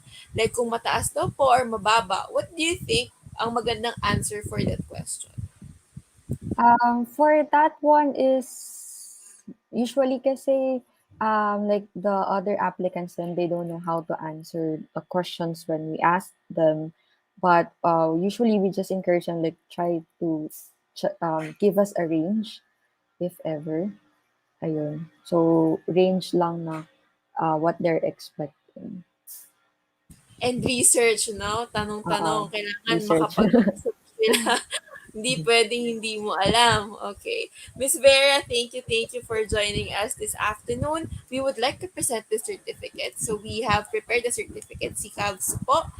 This certificate of appreciation is presented to Miss Vera Tabuzo for giving your sharing your invaluable knowledge po for this webinar. entitled Emerging Work Trends, What Job Seekers Can Expect in the New Normal, signed by Dean Sharon Isip of OSAS, Dr. Agnes Nuestro, Vice President for Academic Affairs, and Dr. Camilo Polinga po, OIC for the Office of the University President and VP for the Admin Support and Services. And ma'am, we will Right. send this to you via email. Okay, thank you po. Thank you po, Miss Vera. We hope to see you in future sessions. No? Yes. Thank you for sharing your time. Sorry, bitin, ma'am. It's okay. Thank you, Miss Vera. Thank Okay. So next up, here we have Miss Janet Lee-Jodloman, Deputy General Manager for Training for Cognizant Philippines, here to present skills needed in the new normal. So Miss Janet's been with Cognizant for 6 years now, and prior to Cognizant, she was a training, quality recruitment, performance consultant for various BPOs in the country, an HR learning and performance manager for a financial company, and the training lead for the financial and technical business units of Telecare International. So, Miss Janet, can you please join our team? Hi, Welcome back. I'm back. Ma'am, can we test your screen share? Yep, I'll go ahead and do that. It's been a long time, Sherry. Oo nga po, ma'am, eh. I'm happy to be back. Ma'am, today Let me we know. are joined by more than 2,000 students from Cavite State University Wow. across different campuses po. So we have Mm-mm. people across different courses din po. And ma'am, we have a lot of questions on the comment box. So later we'll pick up those that are most relevant to your presentation po, and we'll address it to you. Ayan. That's good. Ayan, ma'am. It's loading po. Please put it on full screen. Yes. Can you tell me if it's already on full screen? Um, Can you see it? Hindi pa, ma'am. Oh, okay. I wonder why. Hold on. Sige, ma'am. Let me stop sharing. Reshare na lang po ulit. Ayan. Yeah. Okay, it always So, happens, right? Yes. It's okay. So to our audience, we have pinned in the comment section yung attendance link. So that's attendance number 1. So part 2 will be evaluation link at the end of the webinar. So you need to make sure that you have 2 entries for both 2 entries, one for each links, para one for each link, para sure na may attendance kayo for this event. Okay? Yeah. Miss Janet, it's okay. It's up. It's on full screen. So, Okay. ma'am, I'll leave it to it. I'll be back. I'll be back for Q&A after 20 Sure. minutes. Thank you, All ma'am. right. Thank you, Sherry. Okay, what happened? Why is my screen moving? Okay, hello everyone. Good afternoon. I'm very happy to be back. I'd like to thank, of course, Jobs 180 for inviting Cognizant again to speak to you guys, this time Cavite State University. Wow. I'm so happy to be here again, and I hope you will be learning something from me. I'll be talking about critical skills in the new normal. Okay, so I'm sure you have an idea. Okay, when we talk about what skills are necessary or are critical in the new normal, right? It's not really just about, when you're working, but I'm sure most of the skills are the same skills that are required of you, even the students. Diba? So in the new normal, we went through a lot of adjustments, and these are some of the things that I think are very important and very common. All right. But before that, okay, let me just go through this. I'd like to share this only because, okay, recently Cognizant won the COVID-19 Response Award from PEZA. I'm sharing that only because it's related to what I'm going to talk about today. Parts of adjusting to the new normal is, of course, being able to adapt, right? To be able, being able to do whatever we can to cope with the changing times. So it's one of the things that we're so proud about in Cognizant. Okay, so what are the critical skills necessary in the new normal? Let me ask you first, okay?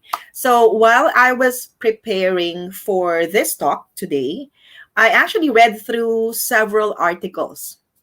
Okay, so some articles online, and I had the privilege also of attending the IBPAP summit that started last night, and I heard some of the speakers also talk about, something related to the topic that I'm going to talk about today. Okay, so for this particular article I'm showing you right now, it's a special report from Sunstar in Cebu talking about distance learning in the new normal. Okay, it talked about retooling teachers, it talked about the changes in the curriculum, it talked about many other changes, all right? It talked about online blended training, which I'm very, very familiar with because I am part of Academy. So before I talk about what skills are critical or necessary in the new normal, especially if you're working, I'd like to get your thoughts. Okay, so maybe think about it when you adjusted. I'm sure most of you, if not all of you, used to go to school, diba? Physically go there. You take the you take the public transportation, or you have your own cars or transportation going to and from school, and then you are with your friends face to face, right? And there were a lot of adjustments, changes that happened when we moved from face to face to online learning, diba? So I'm sure when that happened, you too had to think about, okay, so how do I adjust? What am I doing now that I should be doing less? And what are the things that I should be doing more? Diba? So think of that. I'm sure when you think of that, you will be able to relate to what I'm going to talk to you about today, because it's not really that different. Whether you're a student or whether you're working in an organization, whether it's a BPO organization like Cognizant or not, the skills are kind of similar. And as I said, when I took a look at some of the articles, I actually saw that they were all identical. They were just, they were using different words, but they mean the same things. So I collected approximately 7. I wanted to put them all, but I just grouped them together. And I think the 7 that I have today are the things that I myself experienced. And I think that, I can vouch for. Okay. So let's see. 7 critical skills. Okay. I will show you each of those, okay, in a minute or in a few seconds. And I would say that, I'm sure you can relate. Okay. Let's talk about each of those skills. Okay, I grouped them together. The first 3 that we have here are, number 1, of course, planning and organizing. Okay, what do we mean by that? In school, as a student, right, you have your schedule. You know that, again, depends on your course. It depends on the number of units that you have. Most of the time, some of you would probably or should be online by 8 a.m. or even earlier. And some of you will probably end by noon, lunchtime, or the others will probably start going online after lunch. You have your schedule, in other words. Similarly, when you're working, it's the same thing. We have our schedule. Although in the BPO, in Cognizant, for example, we're flexible. Right? We call it flexi time. In my case, I come in around this time. Okay. I usually come in 12 noon until 9, or sometimes 1 to 10 again, but you still have a schedule to follow. You have to be able to have a schedule. It's part of organizing things. When you're working at home, ayan, I'm sure makaka-relate kayo, right? You've seen a lot of TikTok videos where people are attending meetings, right? And then, kids happen to enter the room. If you're a mom, or if you're an older brother or sister, your younger siblings will probably call on you, and you'd be distracted, right? So it's important for you to organize things, organize your personal tasks, and separate that from your work-related tasks, right? So let's admit it. At home, when you're working, like me, I'm a working mom, right? Unlike when you go to the office, you're just focused in your work. But when you're at home, you're working, like Now I'm in front of my computer, but I could probably be thinking of, okay, calling my the people in the house and telling them, okay, cook this for tonight, or let's buy merienda, right? So there are many things, that distract us. We have to be able to separate those. It's part of organizing, not just the task, but also your life in general. So it's very important to do that. You plan your day, you plan your week, okay? Because you can't just be distracted all the time. You have to have a schedule. You segregate, okay, your important versus your urgent tasks. One thing about being working from home is that you can always turn your computer off, right? You can always leave your desk, go out, right, get some fresh air, okay, and then just go back when you feel like it. You can do that, right? As long as, of course, you don't have urgent tasks to do. But if you have urgent tasks, it's important still to be able to to tackle them right away as you start your day, so that as you go through your day, things will be lighter. That's part of planning your day. And then organizing your space is very important. In the office, of course, we have our own workstations, and we are expected to keep our workstations clean, not so many personal stuff around, right? Same thing when you're at home working. It's something that you also need to take care of. You don't want to be distracted by a lot of things on your desk. Make sure you organize that too. So you don't just organize your day, you don't just organize your mind, you organize the physical space around you, because that could be a source of distraction. So this is just one skill. Actually, it's a combination of two, planning and organizing. That's very, very important nowadays. Hindi lang as a working, somebody working in a BPO, but I think, and I would say that even for you guys, right, diba, as students, you have to be able to organize your life. Okay. Now, the other thing, I grouped these three together. Okay. The second important skill is multitasking. Medyo, you might say it's contradicting, right? If I want to be able to organize myself, I should be focused on one task at a time. Then why are we talking about multitasking? Well, this is the new normal, okay? As I said, when you're at home, you're thinking not only of your work, but you're also thinking of the things that you need to do at home, right? If you're a student, your mom or your dad or your siblings will probably call on you every now and then, ask you to do something. After eating, you need to wash the dishes, or you need to sweep the floor because your chips are on the floor all over the place, right? So yeah, you can be distracted, but these are things that you have to deal with, okay, all the time. Everything is happening at the same time. Multitasking is very, very important. I'm sure a lot of you, especially during 11/11 and now 12/12 is coming up, right? While you're in front of your computer, somebody's going to call you delivery po, whether it's Grab or Lazada or Shopee or whatever. Okay, there are a lot of distractions. You should be able to identify these distractions, okay? Because you will not be able to manage them if you don't know what they are and when they happen, okay? Because when you multitask, again, medyo contradicting if you listen to it, you also need to be able to focus. Multitasking, regardless of how people see it, is not really just about you being able to do a lot of things or several things at the same time. Come to think of it, it has a lot to do with focusing. Okay, you have to be able to know what to focus on. Okay, even if you have to multitask, it is a fact that while multitasking, you are still focused on what you're doing.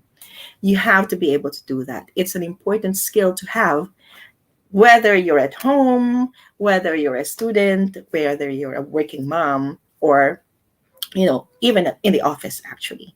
But this is something that's happening all the time, and this is very, very common. Okay. Ano pa? Okay. Technical know-how. I think this is one thing that I started realizing, diba? when you're in the office or even at school, right? You're not really expected to use your computers all the time. You don't. Your teacher will not expect you to turn on your laptop. Diba? You just have your notebook and your pen, right? Or a piece of paper to write notes. But now that we are enabled, okay, at home with laptops, with computers, it is important for us to discover and learn, what are the current technological what discoveries or things that I need to know. Software, platforms, tools, right? That people use, not just in school, but also in the office. For example, now we used to meet using WebEx, and then now we have Teams, we have Google Meet, and I'm sure there are many others using other different platforms, right? And one other skill that you need to be able to do or to have is basic troubleshooting. I realized that also because in the office, when something happens to my computer, I just need to call IT, right? Or message them and say, I have a problem with my computer. I don't know what to do. So I can just leave my computer with them and then wait. But when you're at home, you have to do something about it. You cannot just call your IT and your IT guys will not come to you immediately, right? And especially if there's, you can't even turn your computer on. You need to be able to know some basic troubleshooting. Like you need to know, okay, when the screen turns blue, what does that mean? Okay, what do I do? Should I just reboot my computer? Do I unplug? Do I do this, etc., etc.?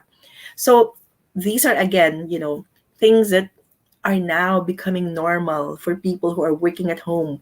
We now learn how to do basic troubleshooting. It's part of the technical know-how. Okay, apart from discovering new tools, apart from discovering software, we need to know how to use equipment properly. Okay, computers, laptops, even phones.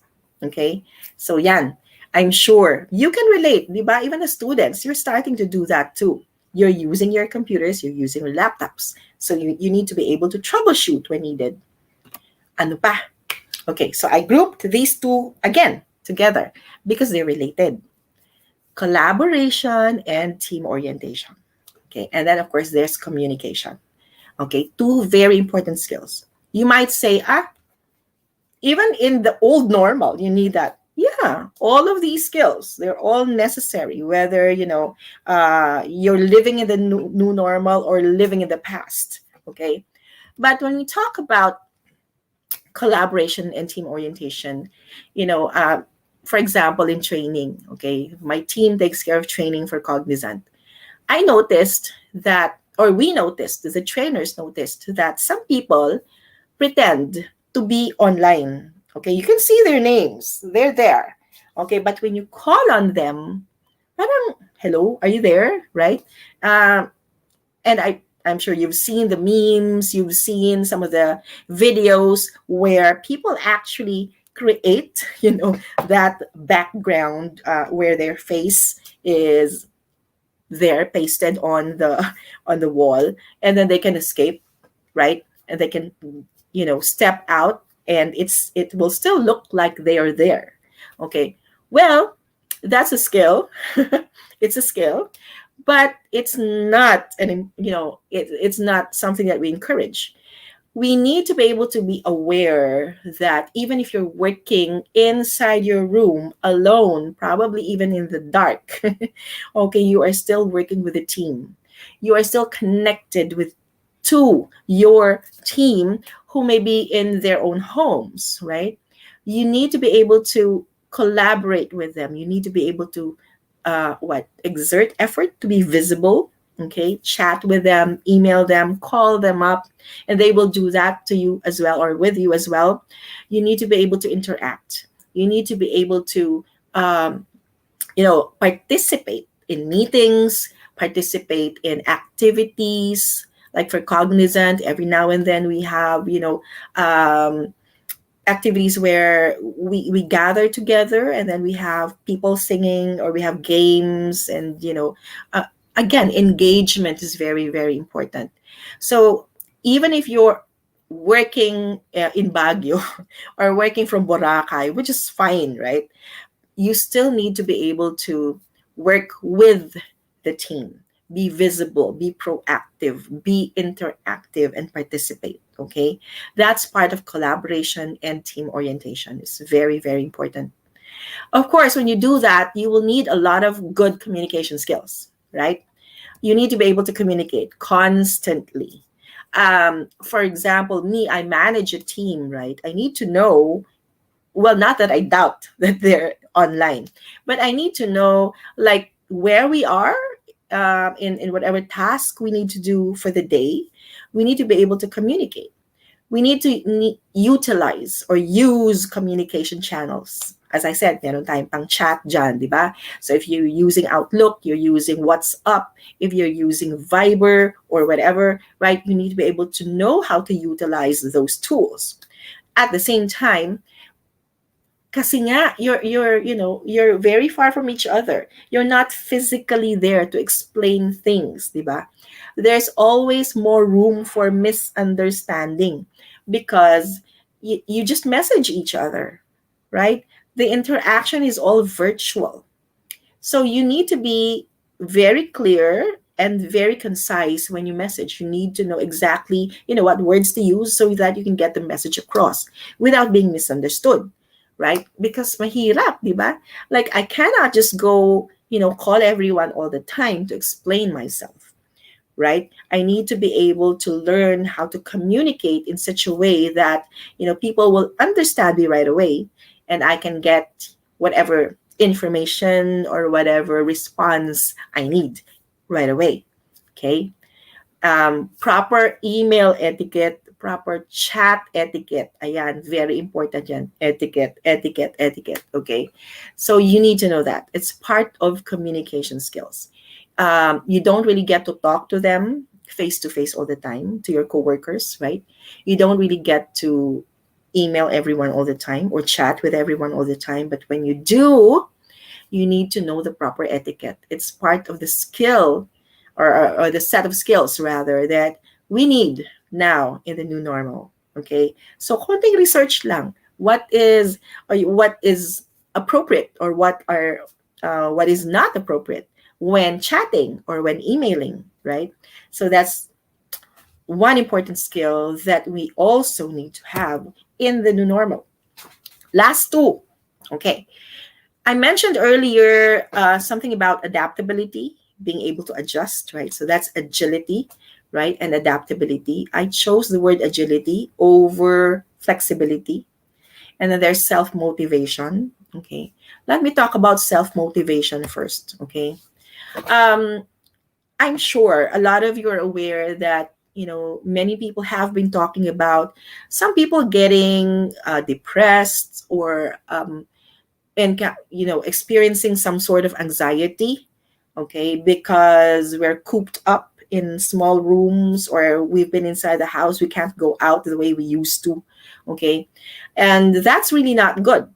Right? It takes its toll on us. Talagang mahirap. Like, especially if you're used to seeing your friends all the time, going out, going to the mall, right? It's really very, very difficult. So it is important for us to do some self-motivation. We need to, motivate ourselves and even motivate each other, our friends, our coworkers, right? But we need to start with ourselves. We need to exercise, not just our body, but also our mind. Okay, in my case and for my team as well, I encourage them to learn new things. Like we've enrolled in BUSU where, it's a partnership that we have, Cognizant and BUSU, where we can learn new languages, right? Now I'm learning Japanese and Spanish, right? So when I'm a little bit, not really bored, but I feel exhausted from the things that I've been doing or from the work that I'm doing, to distract myself, okay, and to motivate myself, I take a few minutes and go to BUSU and learn a new language. Okay, allow for breaks. It's okay, right? Even in the office, you can step out of the building. Some of you who smoke, although I don't encourage that, but that's one of the reasons that we go out to smoke, right? We need a break. Do that. Even if you're at home, you still need a break. Even if you're in your room, you still need a break. That's not bad. It's not, it's not cheating because you still have your breaks. You're still entitled to that. And I think this time is really even more important. You need to be able to include that in organizing and planning your day. You need to be able to include, your breaks as part of your agenda for the day. A few weeks ago or months ago, I started exercising, although now I'm not able to, but it's something that we need to do. Okay, not just to help us physically, but also mentally and even emotionally. Okay, now last is or to R, agility and adaptability. Okay, be open to change, be open to being able to do something and reacting and responding to changes immediately. Okay, that's why I chose the word agility over flexibility. Flexibility is good, it's part of agility, but agility I think is more appropriate nowadays because it has a lot to do with immediately doing something, like being able to respond, being able to, you know, uh, do something right away. You're agile, right? Like physically, emotionally, mentally agile. You're ready to do something and react, okay, positively, and adapt, of course. I think that's something that we don't have a choice, when it comes to uh, dealing with the new normal. We need to adapt, whether we like it or yes, as I always say, right? Whether we like it or not, it's something that we need to do, and that's what we have been doing. Okay, we need to be able to adapt. To adapt, we need to keep learning. Okay, we need to keep learning new things. A lot of things have changed. Technology has definitely taken over, right? Technology enabled us to be in this situation right now, and that's why we need to learn to manage and make technology work for us. At the same time, we need to be able to also share the knowledge that we have, even if you're in your room. Again, we go back to team orientation, to collaboration. It is important for us to always communicate and reach out to real people, okay, not just virtual characters on screen. It is important for us to be in touch with the world outside. We not because we need to learn, but we also need to be able to experience reality, okay, reality in the new normal. Okay, so these are just a few of the things that we are now experiencing, something that we need to be able to do. Okay, skills that we need to be able to learn how to do more of or exhibit more of. Hindi po pwedeng petex-petex, just like what other people are saying. We need to be able to adapt. Okay, so adaptability is very, very important. Okay, so yun lang. Whether we like it or not, we are now in the new normal. Okay, so these things have been with us in the past. Communication has always been very important. Adaptability, whatever it is that I talked about earlier, all of those things have been very important for the past years. But still, now, it's something that we need to do more of. Okay, or to have more of. All right. So with that, I'd like to close and, of course, remind everyone that you can visit www.jobs180.com, okay? And, of course, Cognizant website to find out more about us. So now I'm open to questions. Thank you for that, Miss Jan. So to our audience, we are now opening the floor for questions. So mauuna na po ako, no? So lagay nyo lang dyan Go yung mga ahead. questions nyo. Ay, sorry. Ito ma'am, from Shella Lagdan. Good afternoon. What if I'm the type of person na ready and okay sa interview, pero nagsastutter once kausapin? May factor po ba ito or nakakababa po ba yon para matanggap sa OG? Okay. Honestly, of course, especially for BPOs, one of the most important things that we're looking for is your ability to communicate and your confidence. Okay, stuttering is normal. All interviewers, all HR practitioners understand that when, especially for students or fresh grads, we all understand that it's very nerve wracking. Talagang nininervyos kayo, and I'm sure these people will forgive you because, as we know, it's something that we expect naman for some people. But of course, may advantage yung hindi nagsastutter, right? Again, to be honest with you, as I said, that's something that we're looking for. But it's not totally bad. What I suggest is, okay, practice. Okay? You need to be able to practice. Practice is key. Normal yan. If, I used to have a different job. Okay? And every time I do that, job, hindi ko na sabihin ko ano yan. Pero, I've always been very frightened. I've always been very nervous. But eventually, because of practice, I became more confident. In your case, that's what I suggest. Talk to your parents, talk to your friends in English if you have to, okay? So that you'll be more comfortable in the language, okay? Normal siguro, the first time you talk, you stutter, fine. Take a deep breath, inhale, exhale, and then start over. Okay, we're also looking for people who can immediately correct themselves. That's fine, because that means that you understand that it was a mistake and then you're able to correct yourself. That's what we're looking for. I hope that helps. Thank you for that, ma'am. From Eduardo Salazar, any best tip for first-time job seekers? Well, I was listening to the speaker earlier. I think she said something that I agree with. Be yourself, right? The competition is very, tight. Like, a lot of people are looking for jobs. There are people who are fresh grads, but there are also a lot of people who have experience, okay? And what's your selling point? Your selling point is that you are unique. You are you. You cannot be anyone else. So, just be confident with what you can do. Highlight what you have been doing in school. What were the things that you achieved in school as a student, or even as a, even as a child in your community. Okay, highlight that. Okay, you don't have to brag about, things that are not real. Just be yourself and highlight what you can do. Okay.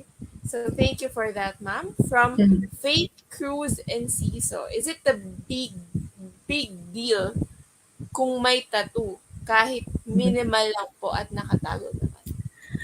Well, I would say siguro in some industries it is, but for the BPO it's not. We're very open, especially now na meron tayong tinatawag na inclusivity, everyone's welcome, right? Kung gusto mo mag-tattoo sa buong mukha mo, bahala ka, right? But of course, siguro it's still, well, if we go with a conventional, a lot of people would say it's better to conceal if you have that tattoo. That's fine. But I wouldn't say it will be an hindrance, okay? Because at the end of the day, it's what you can do, not your skin, okay? It has nothing to do with your skin. It has a lot to do with your capability. Okay, thank you for that, ma'am. From Sylvester De Leon, when answering interviewers' questions, is it always advisable to answer it concisely and just focus on what is being asked? Yes. We always encourage that. Even in training, my team conducts communication skills and customer handling skills training, and that's one of the things that we really teach. You need to be, direct to the point. Do not beat around the bush. Don't add too much information. A lot of people would think, that if you say 25 sentences or if you speak for 15 minutes, that's a plus. No. Okay, if you can answer a question in 1 to 2 sentences and then probably provide a few details, that's fine. That's it. That's better. Okay, so yes, I would advise clarity and conciseness. Last question, ma'am, from Andre Cada. Good afternoon. Ano po ang nature ng work sa Cognizant PH? Thank you for asking that, Andre. Okay, so we are a BPO, or business process outsourcing organization. So we cater to technology, healthcare, insurance, retail, and many other clients.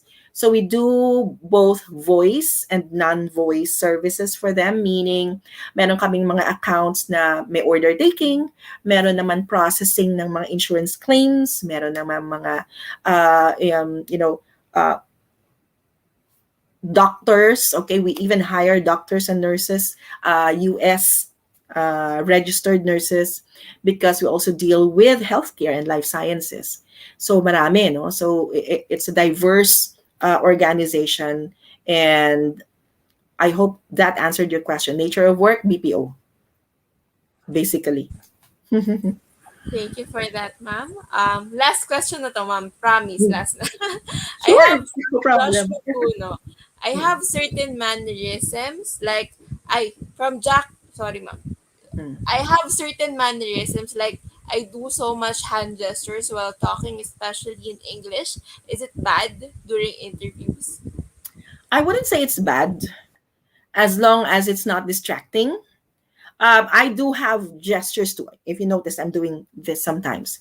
Um, Sometimes it helps you be relaxed, right? And it also gives impression that you are either relaxed or comfortable, or it also adds to what you're saying. But when I say distracting, there are certain gestures that could be distracting, diba? Like a lot of people, mahilig gumanyan ganyan or whatever, right? So yung mga ganon, of course, we need to minimize. Use gestures only to stress a point, okay? Use gestures to add to what you want to say, but not to distract your listener from what you want to say. Okay, so hindi siya bad. It becomes bad if it's distracting. The super last question from Lovely Joy Dablo. Do Cognizant, do you accept interns? For production floor, we don't really have interns because we deal with a lot of what confidential projects or accounts, but we do have project-based associates, meaning we hire them for a period of 6 months, okay, and then it's their prerogative if they want to continue on to be regular employees. That's one of the things that we do. Like now we're hiring for I cannot say the name of the client, but we're hiring for an account, and this usually happens quarter 4 or towards the end of the year, where we hire people for 6 months. Some of them get absorbed eventually, so I wouldn't say they're interns. And we do have consultants as well. We do have consultants who do the IT piece for us. I do have consultants who do training for us. So there, not interns, but consultants and project-based employees. So thank you for that, ma'am. So we Sorry, would let me add lang, Sherry. Sure, ma'am. The good thing about project-based employees versus interns is that if for project-based employees, you get the full benefit, right? Versus interns, intern allowance lang, right? But for Cognizant, because you are technically an employee, then you are salaried, you get your monthly salary, and you get to enjoy the other benefits that most of the associates or regular associates enjoy. Maybe ma'am, kasi I think they're asking because they're on their third year or on their pag-graduate pa lang po, kaya siguro nagtatanong sila. Yeah. Ayan. So, ma'am, we would like to present this certificate. So, this is done by Cavite no, from the Office of Student Affairs and Services. So, we would like to present this certificate of appreciation to you, ma'am, for invaluably being sharing your expertise to our seminar today, entitled "Emerging Work Trends and Challenges: What Job Seekers Can Expect in the New Normal." So, this is signed by Dean Sharon Isip from the OSAS, Dr. Maria Agnes Nuestro from the Academic Affairs, and Dr. Camilo Polinga from the Office of the University President and VP for Admin Support and Services. So, ma'am, you will be sending this via email po. Thank you, thank Thank you, thank you. you. Thank you for accommodating all the questions, ma'am. Thank you Thank you po. too. Thank you. See you again. See you again, Ma'am Janet. Alright, next up, we have labor rights and in-demand occupations to be presented by Ms. Ruth Arevalo, Senior Labor and Employment Officer of DOLE Cavite. So, Ms. Ruth, if you're ready, the screen is yours.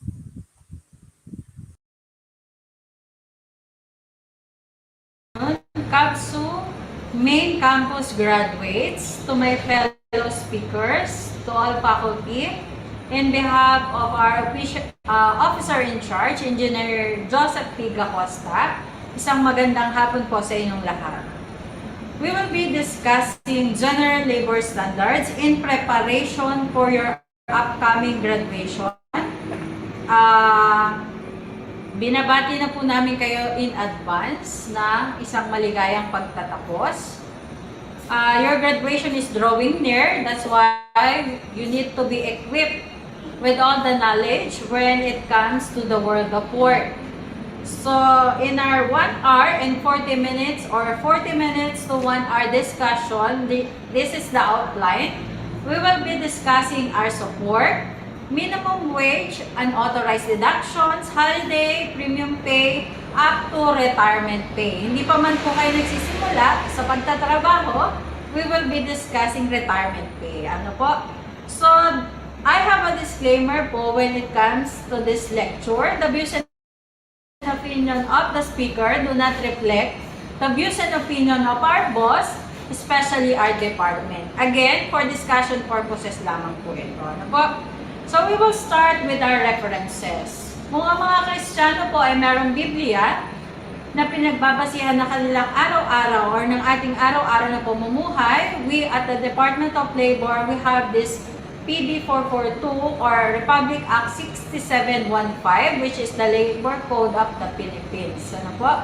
So, all the legal rights, employers, and employees' rights are found in this essential book. So what is general labor standards?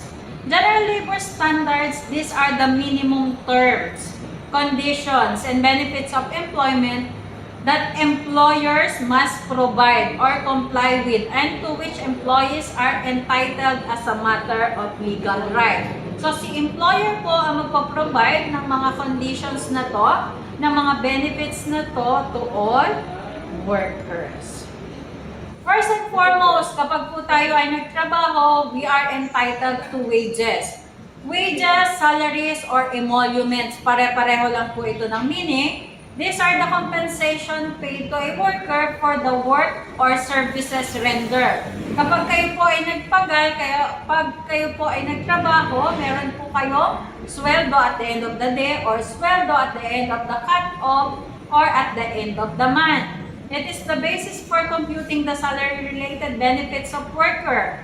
So, no wages shall be less than the minimum wage set by the existing wage law or the regional tripartite wage and productivity board or the NWPC, ano po, or RTWP. So, when it comes to payment of wages, it should be in cash or legal tender. It should be paid or at near the place of work, paid directly to the employee. Ano po? So kapag po kayo ay nagtatrabaho sa Jollibee or sa KFC or sa McDonald's, hindi naman po pwedeng doon kayo nagtatrabaho, burger po ang isasahod sa inyo. Ano po?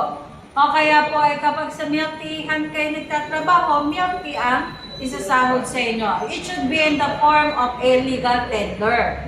Kasi po, yun pong sweldo or yung burger, hindi mo naman pwedeng ibayad sa jeep. Ano po? It should be a legal tender. Kaya po nauso rin yung ATM, it should be paid near the place of work. Question po, ano po? So meron din po tayong interaction. Pwede po kayo mag-chat for your queries. It should be paid directly to the employee. Question number 1 po. Kung ang asawa ni Pedro ay pupunta sa HR, i-claim yung kanyang sahod, ibibigay po ba ng HR? Siyempre po, generally, bawal pong ibigay ang sahod natin sa ibang tao. But there are exceptions. Ano po, meron po mga exempting circumstances unless otherwise po na 50-50 sa hospital or may authorization, doon lamang po pwedeng ibigay ng isang HR or payroll officer ang sweldo natin sa ibang tao. So yung mga lalaki po, pwede silang magligaya na, magdiwa, kasi yung sahod nila, kanila lang po, unless otherwise ibigay yung ATM sa kanilang mga misis. Okay po. Next po is the payment of wages again. It should be paid not less than once every 2 weeks or twice within a month. Maybe weekly, maybe more often, or even daily, but never once a month. So, pwede daw po ang inyong mga sahod ay ibigay arawan, pwede pong lingguhan, pwede pong every cut-off, but never once a month. Question number 2. Gaano po katagal yung allowed na pondo? Kasi nga po yung iba, pumasok ng trabaho June 1. Pagdating po ng June 15, wala pa rin sasahurin, June 30 pa makakasahod. Allowed lang po yung 15 days na pondo sa mga guardia, sa mga security guards because they have this firearms ban, cash ban, so they are allowed. Pero on all other trabaho po, hindi na po pwede yung 2 linggong pondo. Maximum days po ng pondo ay 5 days. So, 5 araw lang po ina-allow yun. Next po is the minimum wage in the province of Cavite. Based on sa Wage Order number 18, series of 2018. So, for example po, si Indang, dahil tayo ay nasa Indang, noong April 28, 2018, ang minimum wage po is 303. But with the simplification increase noong December 2019, naging 373 na po ang minimum wage sa Indang. Again, minimum wage po sa Indang is 373. Effective December 2019. 400 po ang Bacoor and Imus. The rest po is 373. Pinakamababa po yung General Aguinaldo, Mendez, and Magallanes. As of today po, wala pa pong nakaambang pagtaas para sa ating mga sahod. Okay po? Article 113115 discusses all about non-interference in the disposal of wages and allowable deduction. So, Labor Advisory 11 Series of 2014. Ano po ba nilalaman ng Labor Advisory 11 Series of 2014? These are the unauthorized deduction. Bawal po pagtasan ng isang empleyado when it comes to uniforms, cash deposit for loss or damages, PPEs, capital share. Pwede po yung capital share kung co-op or may dividendo. So, dapat po libre pala ang uniform. 2 sets po para wash and wear. Kung isa lang po, ina-advise po namin or we are encouraging companies to issue 2 sets of uniform para po merong wash at saka wear. Hindi po wear and wear. Hairnet po, safety shoes, and other gloves po, face mask, face shield. Nowadays po, pinaprovide na po ito ni company, free of charge, but yung succeeding po, halimbawa, tinatamad ka maglaba, 2 lang yung na-issue sa'yo, gusto mo ay 5. Yung 3 po, may bayad na. Ano po, huwag masyado abusado. Ano po, sa face mask po at sa face shield, ganun din po. When it comes to trailing fees and such other deductions, dapat po ay libre. But kung merong iba pong provision sa inyong company rules and regulation or sa CBA, yun po ang mananatili. Next po is the normal hours of work. Ilang oras daw po ba ang normal working hours? So, alam niyo naman po yan, alam natin lahat, na yung normal working hours ay 8 hours. So, example po is 6 a.m. to 2 p.m., 7 to 3, 8 to 4, 9 to 5. So those are 8 hours of work. Yun po yung mga shift na merong 8 hours. So meal periods po. Article 85 of the Labor Code. Kapag po ang lunch break po ang pinag-uusapan natin, hindi po yung coffee break, hindi po yung snack break during 10 o'clock or 2 o'clock. Ito po yung lunch break. If yung lunch break po natin is not less than 60 minutes or 1 hour, pag 59 minutes pababa, yun po ay compensable. While kapag ang ating lunch break ay 1 hour, yun po ay hindi bayad ng company. Example, ang shift mo po ay 6 a.m. to 2 p.m. Ang iyo pong lunch break ay 11 to 11:30. Yung 30 minutes po bang lunch break ay compensable or hindi? Compensable po kasi below 1 hour siya. Pero kung pumasok ka na 7 to 4, ang break time mo ay 12 to 1. Ilang oras po ang babayaran? 8 hours po ang babayaran sa inyo ng company, while yung lunch break mo from 12 to 1, hindi po siya compensable. So what we are talking about here is lunch break again. Lunch break po, regardless kung 2 beses ka nag-coffee break or snack break. Okay po? After the lunch break or the meal periods, next po is yung ating holiday pay.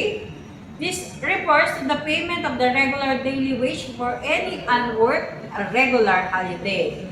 So we all know that ilang holidays po meron sa Pilipinas every year. So nababago din po ito, pero regular holidays po, meron tayo 9 regular holidays. Alam niyo naman po na kapag pumasok ka during regular holiday, magkano po ang binabayad? Double pay. Kapag hindi mo pinasukan, ano po ang mangyayari kapag hindi mo pinasukan ang iyong regular holiday pay?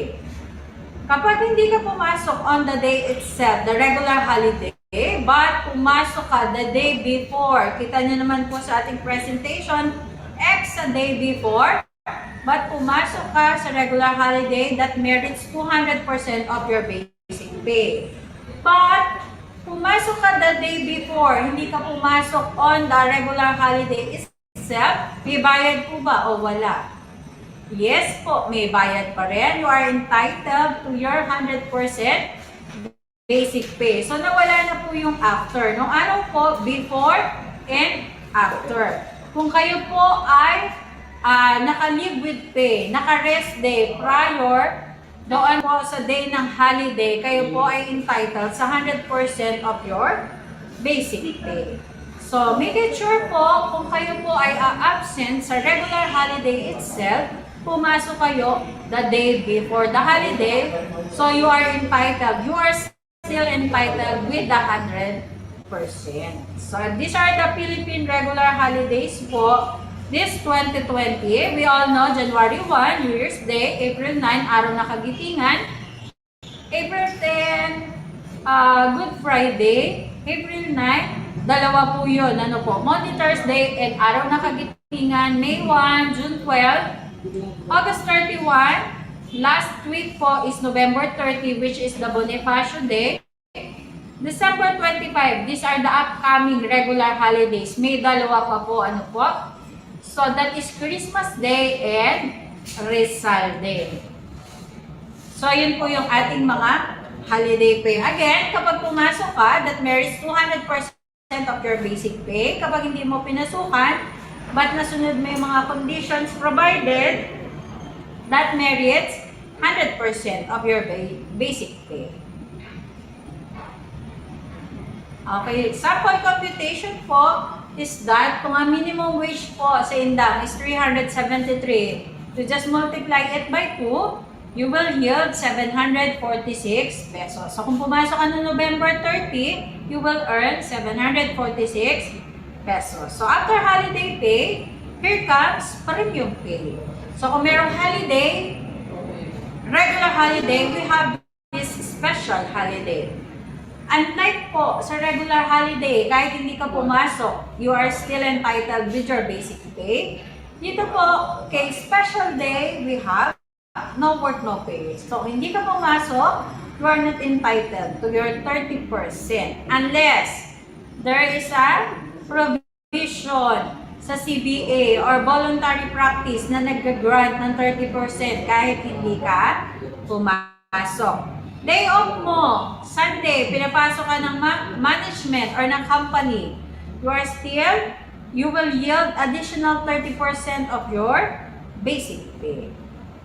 Sample computation po, if you're living in Inda or in Tagaytay or in Silang, 373 is the basic pay. You multiply it by 30%, you will yield 111.90. So that's additional 111 pesos for reporting to work on a special day, special holiday, or rest day. Overtime pay. So it refers to the additional compensation for work performed beyond 8 hours a day. So, napag-usapan natin kanina, normal working hours is 8 hours. So, pag nag-exceed ka na sa 8 hours and authorize ito, that is what we call overtime po, or overtime pay. Ano po? Make it sure na yung ating overtime ay authorized. Hindi po yung kaya ka nag-exceed ng oras is dahil nag-loitering ka, nagpolvo ka pa, and some of the requirements to have overtime pay is may authorization from your immediate supervisor. So here is the computation. Overtime during ordinary day yields or merits 25% of your hourly rate. Sample po is again 373. You will divide it by 8. You will get 46 pesos and 62 cents. Multiply it by 1.25 and you will get 58 pesos per oras ang iyo pong OT. For example, nag-overtime ka naman during your special holiday or regular holiday or your rest day, that's 30% of the hourly rate. Sample po again is 373. You multiply it by 1.3 and that's 60 pesos and 60 cents per hour. So, wag po tayo magtataka, yung mga security guard po na duty is 12 hours, mas malaki po yung kanilang daily rate compared po doon sa mga nag-o-office na walang overtime. Next po, after overtime pay, here comes night shift differential pay. So, ano daw po yung night shift differential pay? It refers to the additional compensation of 10% of an employee's regular wage for each hour for work performed between 10 p.m. to 6 a.m. So, kapag nag-duty ka, simula alas 10 ng gabi hanggang alas 6 ng umaga, the following day, you will yield 10% of your hourly rate. So, that's 373 divided by 8 times 10%, you will get 4 pesos and 66 cents per hour multiplied by the number of hours na nag-duty ka. So, kung 8 hours ka nag-duty, you will get almost 35 pesos. Service incentive leave. So, based on our labor code, every employee who has rendered at least, kailangan po ay naka-isang taon ka na sa serbisyo, you are entitled to service incentive leave of 5 days with pay. The annual SIL is commutable to its money equivalent at the end of the year. So, ang mandated pa lang po ng batas ngayon is 5 days, but meron na pong clamor, na nasa Kongreso na to make it 10 days per year. 5 days SL or sick leave, 5 days vacation leave. For discussion purposes po, kami po sa government, dito po especially sa DOLE, we have, para po mainggit kayo, we have 15 vacation leave, 15 days sick leave, 3 days special leave, 3 days compassionate leave, meron din po kaming 5 days forced leave, And meron po kami compensatory leave o compensatory time off. That's the time kapag kayo po ay nag-overtime. Kasi po walang bayad ng overtime namin, but kino-compensate po yon ng mga days ng pasok. So again, ulitin ko po, 15 days SL, 15 days BL, 5 days forced leave, 3 days special leave, 3 days compassionate leave. All in all, ilan po ang leave namin in a year? 41 po ang total. So kung ako po, ang basic ko is 1,000 a day. So that's equivalent to 41,000. That is commutable or can be monetized half of it at the end of the year. So pwede pong doon ko siya i-monetize at saka po ako mag-bakasyon. Kanina po, sabi ko, para mainggit kayo.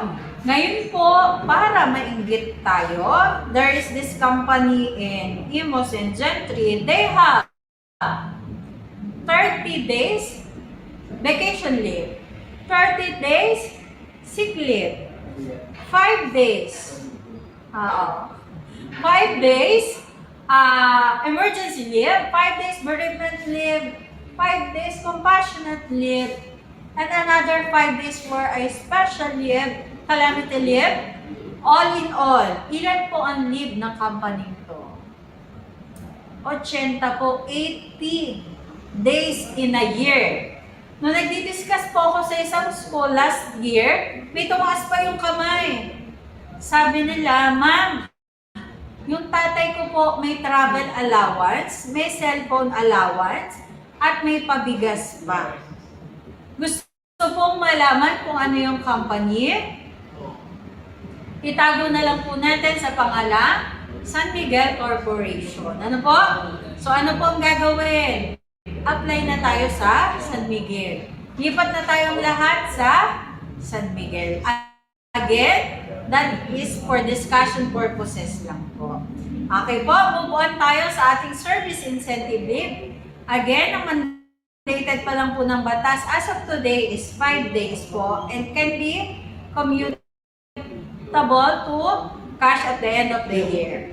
Next type of leave po. Benefits na po ang pinag-uusapan natin, mga kapatid. Here comes the maternity leave. So before po, ang maternity leave natin ay 60 days with the enactment of this new maternity or expanded maternity leave, be it cesarean or normal delivery, hanggang 105 days na po ang ating maternity leave. And unlike paternity leave, ito po ay hindi strict. It can be given or it can be availed by the unmarried women, kahit po hindi kasal. And ang magandang balita po dito, unlimited na po ang pag-a-avail ng maternity leave, provided meron ka lang 3 months na hulog kay SSS. Opo, again, unlimited na po yung pag-a-avail natin ng maternity leave. Next po, here comes paternity leave. Sabi ko nga kanina, unlike maternity, si paternity po, medyo strict ang requirements. Kailangan po, naka-bold, naka-underline, kailangan po ay married. Ano po? This is to allow the husband to lend support to his wife during her period of recovery and or in nursing her newborn child. Kung unlimited po si maternity, si paternity po ay hanggang 4 na anak lang. And it should be availed by the local wife with whom he is cohabiting. Hindi lang po kasal, kailangan po nagsasama. Baka po during kasi ng process nung ginagawa, nagsasama sila, pero nung mga anak na yung asawa, hiwalay na, hindi na po siya makaka-avail na paternity leave. These are the conditions po. 7 days po ito, it could be staggered, pwede rin pong tuloy-tuloy at babayaran po ito ni SSS. So conditions for entitlement, he is an employee, kailangan nagsasama, nag-apply siya sa paternity leave, nagkaroon ng delivery or kahit po po miscarriage. So kahit miscarriage po, pwedeng mag-avail si husband na paternity leave. So after paternity leave, here comes the solo parent leave. So, ito po mga dinidiscuss kong additional leave benefits is on top pa po ito ng ating SLBL. On top pa po ito, meaning add-ons po ito, hindi pa po kasama doon sa 5 days. So, next type of leave po is the parental leave for solo parents, RA 8972. So, sino-sino daw po ba yung mga solo parents? Ano po? Again, for discussion purposes po ito, wala pong discrimination na intended ang ating speaker. Number 1 po, these are the victims of rape. Out of the crime po, nagkaroon ng anak. Ano po? Kaya po solo parent. Baka po magtanong kayo, solo parent, ba't nagkaanak? Number 2 po, ito po yung sumakabilang buhay muna po. Buhay yung asawa for not more than 1 year. Kailangan po nakababalok sana. Number 3 po, ito po yung kung meron sumakabilang buhay, sumakabilang bahay na yung asawa for more than 1 year. And kailangan nakababalok sana din yung asawa mo iniwan ka. Number 4 po, ito po yung mga breadwinner ng pamilya provided po may 18 years old pababa na kapatid. And number 5 po, ito po yung mga nag-ampon. Provided po, meron ding ampon na 18 years old pababa. Ano po?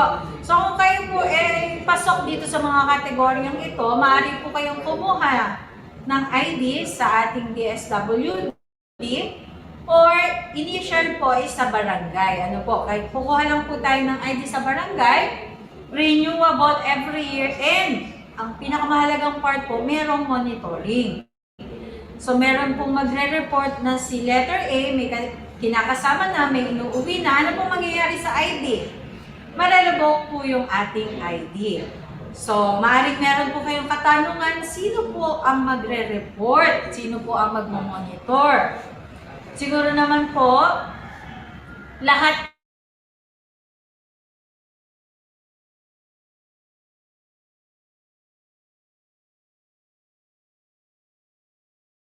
barangay na meron ka ng inuuwi o may kinakasama, kaya ang moral lesson po, maging mabait sa kapitbahay. Next po.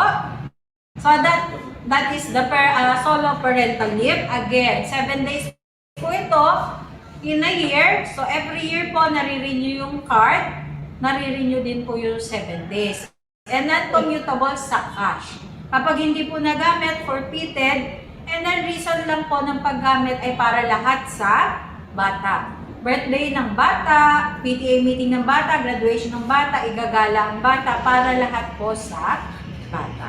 Okay, move on po tayo with the 13-month pay. Nangangamoy 13-month pay na po. Magpapasko na. So, 13-month pay is given not later than December 24 of every year. Actual computation po natin is actual days na ipinasok or work times basic pay divided by 12. It is the basic salary earned by an employee in a calendar year.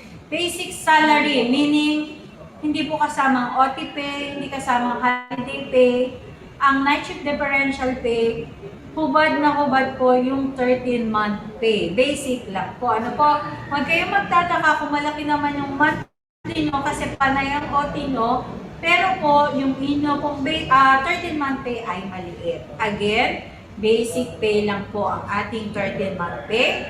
Kailangan po bago mag-December 24 ng bawat taon may ibigay na po ito sa inyo. With the occurrence of pandemic or COVID-19 crisis, wala pong deferment na in-issue ang Labor Department. Ano po, kailangan pa rin pong magbigay ang ating mga mamumuhunan sa ating mga manggagawa. Tuloy pa rin po ang 13 months. Ano po, again, wala pong deferment.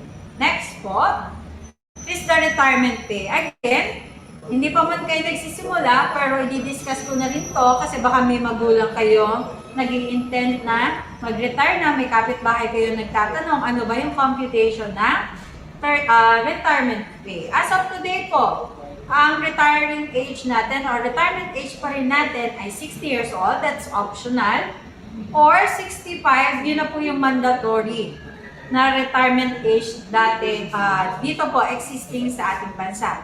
So kapag po PNP, Marines, meron naman po silang retirement age na isinet, which is 56, so para po yun sa kanila. Sa atin po, sa government and sa private, this is the retirement age, provided meron na po silang 5 years na isinerbisyo sa isang kumpanya or sa pagawa. Okay po? Computation po for the retirement pay, that is 22.5 times daily rate times number of years in service. So ano po ang inclusion sa 22.5?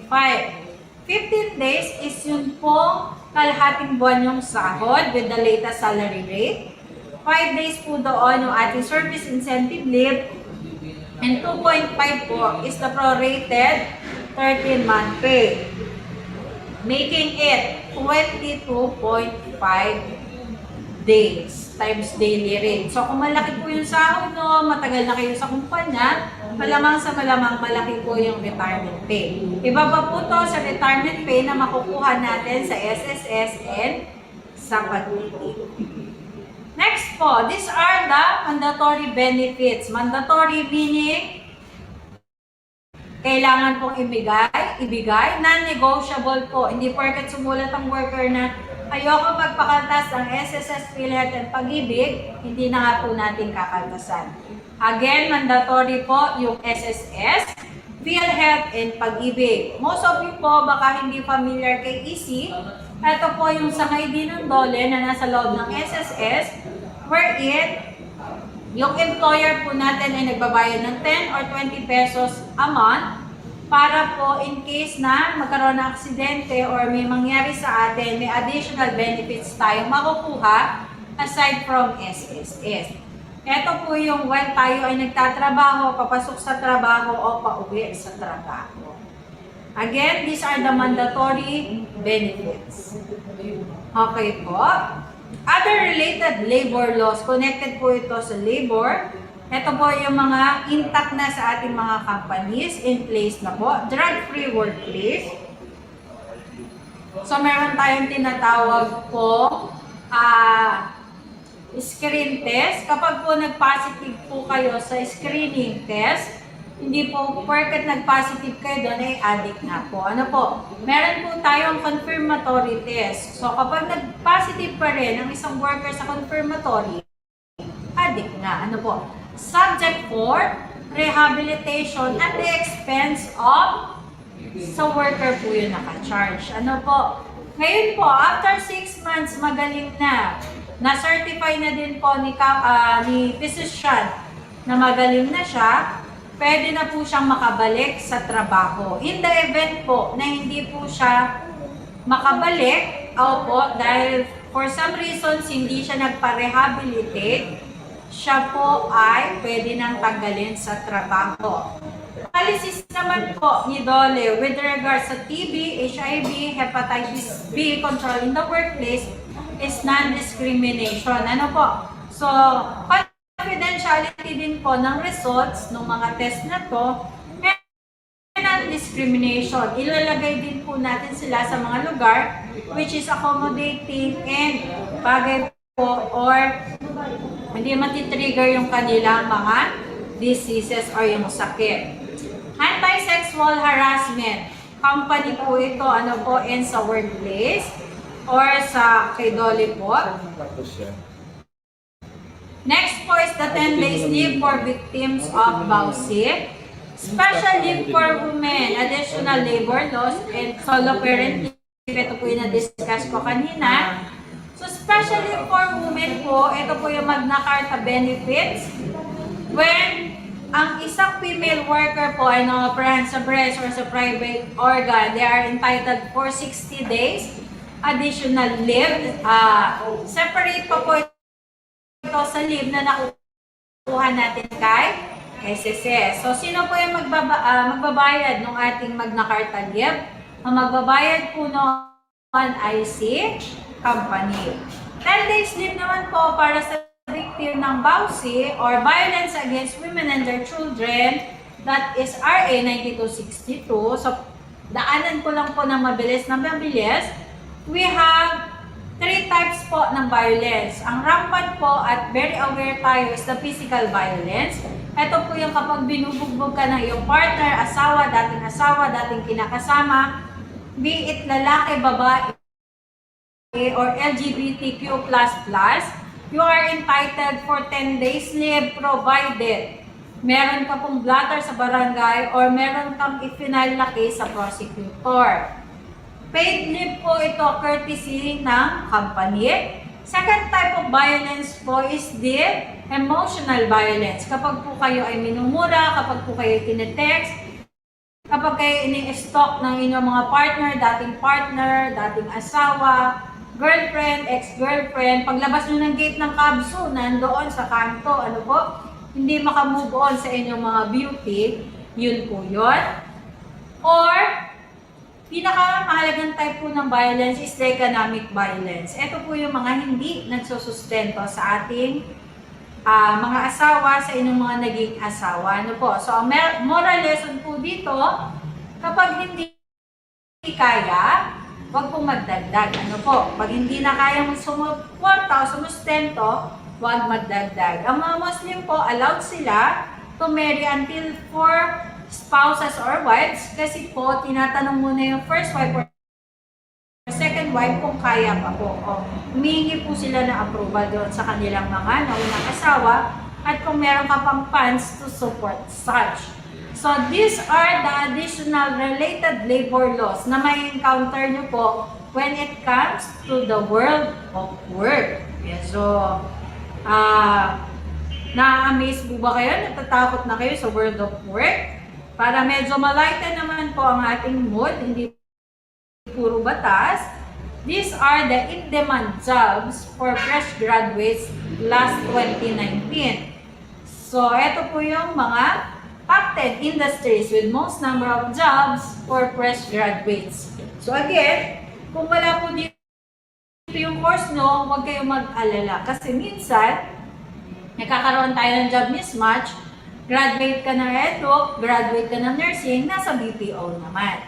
So that is number 1, BPO. Number 2, industry is retail. Ito na po yung Alphamart, Pure Gold, kahit saan ka pumuntang kanto, meron. We have number 3, real estate. Number 4, manufacturing. Ito po ang mga manufacturing sa atin, FCIE, EPSA, Daiichi, we have Carmona, we have Gateway at iba-iba pa pong companies or ecozones.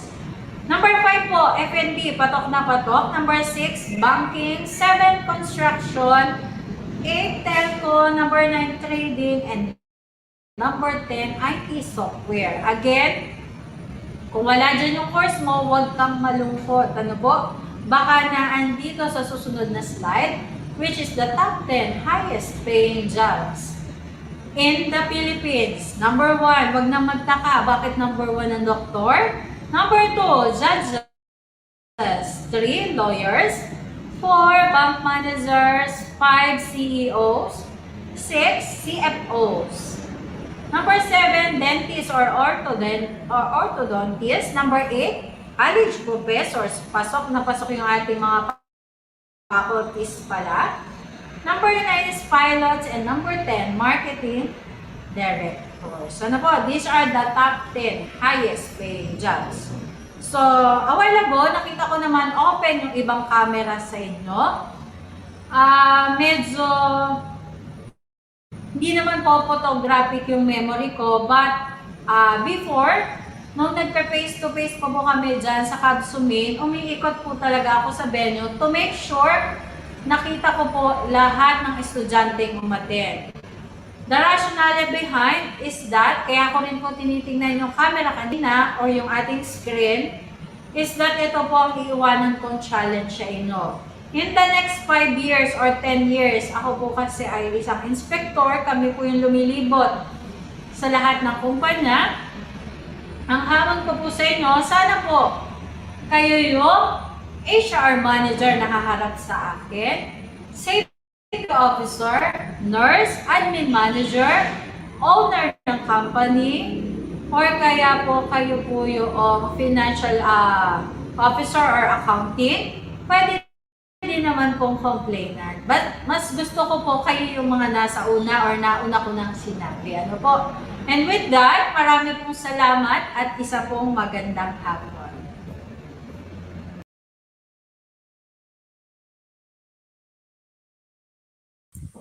Thank you for that, Miss Ruth. To our audience, we are now opening the floor for questions. Ayan. Ma'am, by the way po, we are joined by 2,000 plus viewers. So, on the left side, on the right side of your screen, you will see the comments po. No? So, question number 1 from Sammy Daes. Kailan po magkakaroon ng tax ang 13th month pay? Hindi ko kung alam kung nagkakaroon or magkakaroon. Okay. Thank you, Sir Semi Espiritu Daes. Nagkakaroon po ng tax ang 13-month pay pag nag-exceed na siya sa 90,000 pataas. So below 90,000 allowances and bonuses free of taxes po. Annual, ano po yun, ma'am, no income? Yes po. Okay. From Olive Bobadilla, mandatory po ba ang retirement benefits? Yes, Ma'am Olive. When we reach the age of 60, that is optional, and 65 naman po is mandatory retirement age. So, mandatory po ang retirement benefits. Okay, thank you for that, ma'am. So, to our audience, keep your questions coming from Justin Paul. May program po kaya para sa special employment of students ngayon? Yes, Sir Justin. Meron po tayong program for SPES.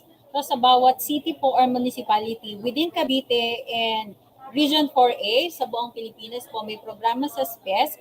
Kindly visit the nearest LGU office or PESO office within the area or within your locality for the availability po of SPES programs.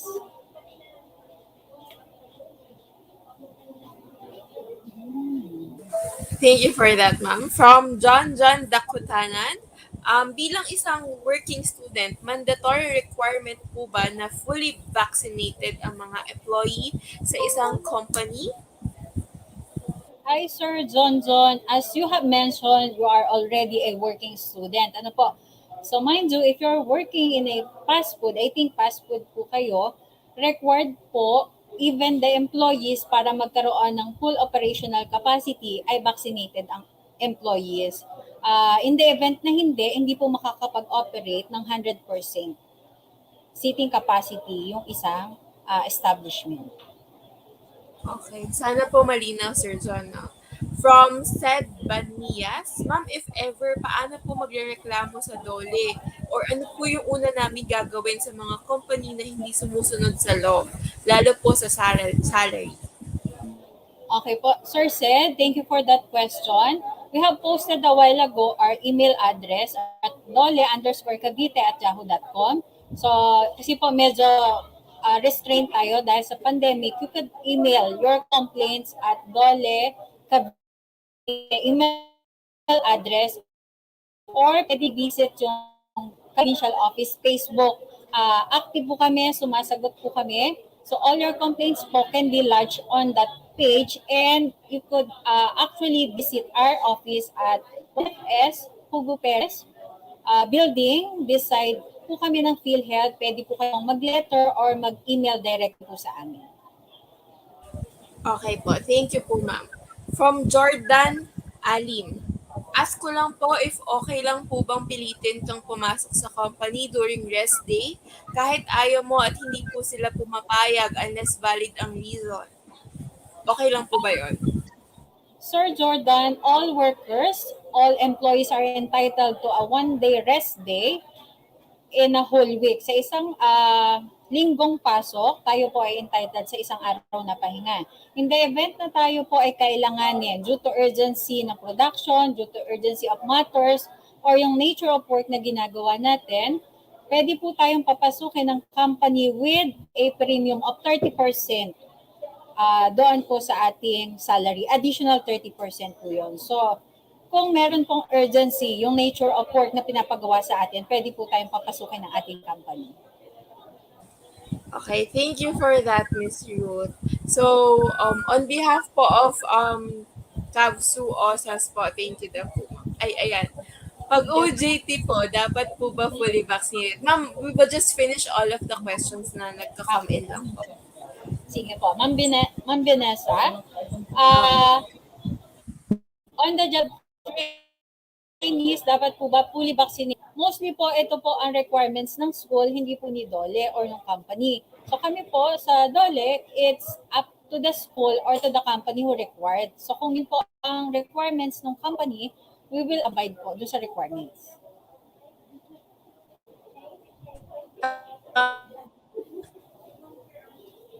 Last na po, ma'am, from Primo Gutierrez. Ask ko lang po kung lahat ng company is already oriented with DOLE. Ayan. Sir Primo, magandang question yan. Ano po? So, because of the pandemic, we are already conducting webinars from occupational safety and health standards, general labor standards, but due to manpower constraints, ilan lang po kami dito sa DOLE Cavite. So, hindi pa po lahat ng company ay nakakapag-orient. But we have these pre-recorded videos na ina-upload po namin sa aming Facebook page para po well-inform yung mga companies. Ano po? So, you could help us also to promote yung page para po ma-inform lahat ng company. Thank you for that, ma'am. Ayan. Richelle Gustillo, ano po ang step pwede gawin kung wala pong insurance yung company? Hi, Ma'am Rochelle. Hindi ko po alam kung insurance when it comes to medical insurance for the health workers po ba or in totality of the company. Insurance po is not mandatory. But the PhilHealth, yun po yung insurance natin when it comes to health, is the mandatory benefits set by law na magkaroon ng isang worker. Ano po? Pero po yung insurance, life insurance or life plan, health insurance, hindi po siya mandatory. It's up to the company or management prerogative po ito.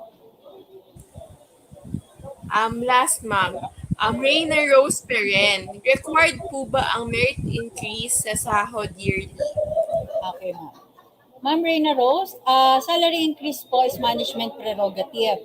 As long as hindi po kayo nagbababa or bumababa doon sa ating minimum wage na set ng ating batas. Ayan po.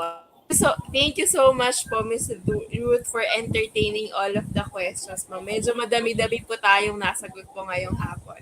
So, on behalf po of Cavite State University Office of Student Affairs and Services, we would like to present this certificate to you for sharing your knowledge and expertise in the webinar entitled Emerging Work Trends, What Job Seekers Can Expect in the New Normal, signed by Dean Sharon Isip of OSAS. We have signed Dr. Maria Agnes Nuestro, Vice President for Academic Affairs, and Dr. Camilo Polinga, OIC for the Office of the University President and VP for Admin Support and Services. Ma'am, on behalf of Jobs 180 team po, thank you for sharing your time po with us this afternoon.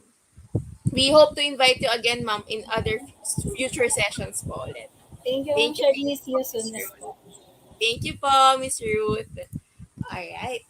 So for our last topic this afternoon, we have Mr. Renz Mendoza, IT Infrastructure Deployment Manager, a very own CVSU alumni, to discuss leveraging professional networking sites for employment. So Sir Renz, if you're there, please join us. Diyan ka na ba, Sir Renz?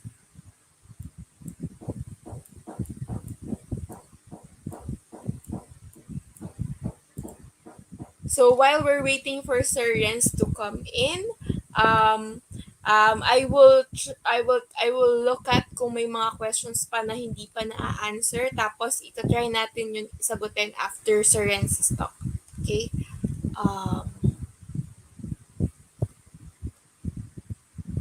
Sige po. To our tech shout out, do we have Sir Renz on the backstage?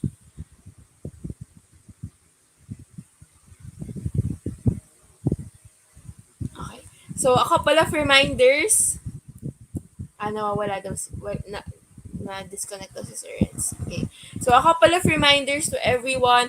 There are 2 links for you to answer for this afternoon. So, the first one is pinned on the comment section. It's the attendance from the very first part of this event. And then, the second one is for the evaluation. So, later namin siya ipa-flash to make sure na makapagsagot kayo ng dalawang attendance links na yun. Okay?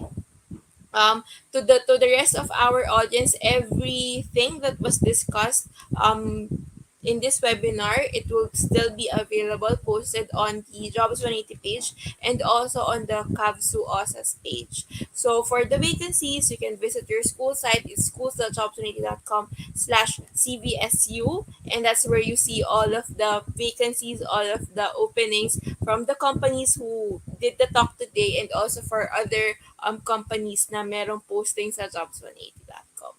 So, please don't be shy to explore vacancies habang maaga pa, para at least alam nyo where you're going, where you're getting into after graduation. You know what to do. Okay? So, let me just check.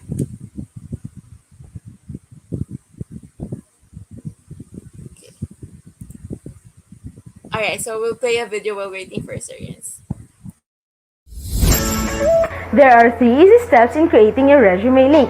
Let me show you how. Step 1. Register. Go to www.jobs180.com using any browser and click Register Now. Fill out all the information needed. In choosing your resume link, use your full name so that it looks professional and it's easy to recall by potential employers. For example, Antonio Juan de la Cruz.jobs180.com. Step 2. Create and design. When creating your resume, make sure to complete your personal information and upload your profile picture. One of the highlights of the resume link is the portfolio section. In the portfolio section, you can show off your skills by uploading samples of your work like documents, pictures, videos, and your social media links. Your resume link also features different themes, and you can upload a cover photo. This is a combination of a cover letter and a social network cover photo. Here is an example. You can also download a copy of your resume link and print it.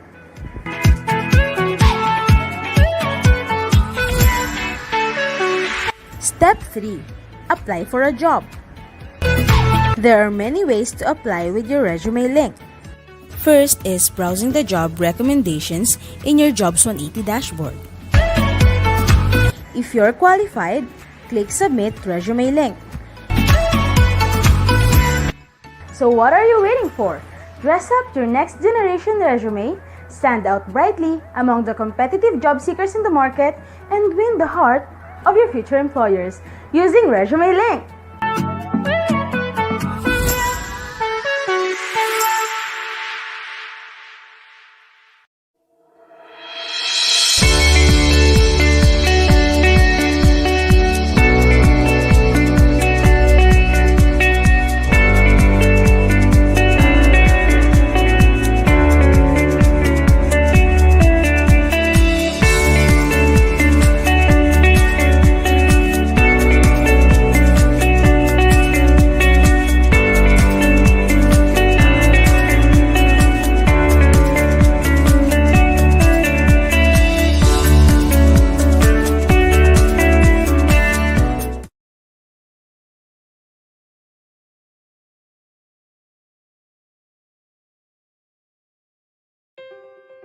The clinical trial market as we know it is about to change.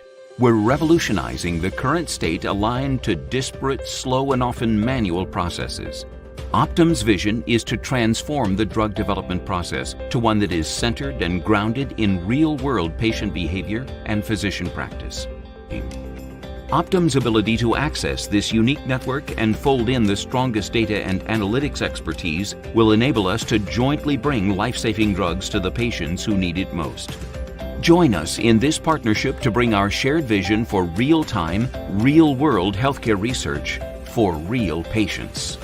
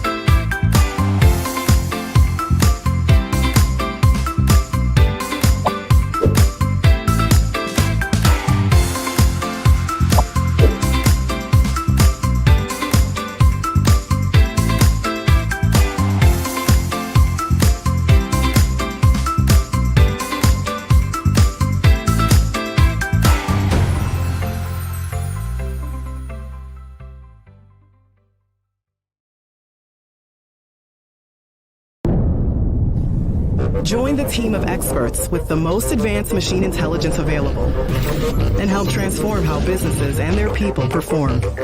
Empower your career at Accenture. Let there be change.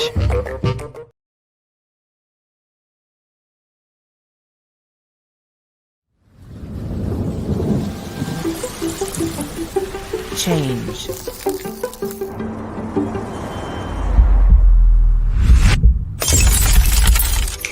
It happens when you least expect it, but also when you embrace it. At Accenture, we help the world's biggest brands thrive through change.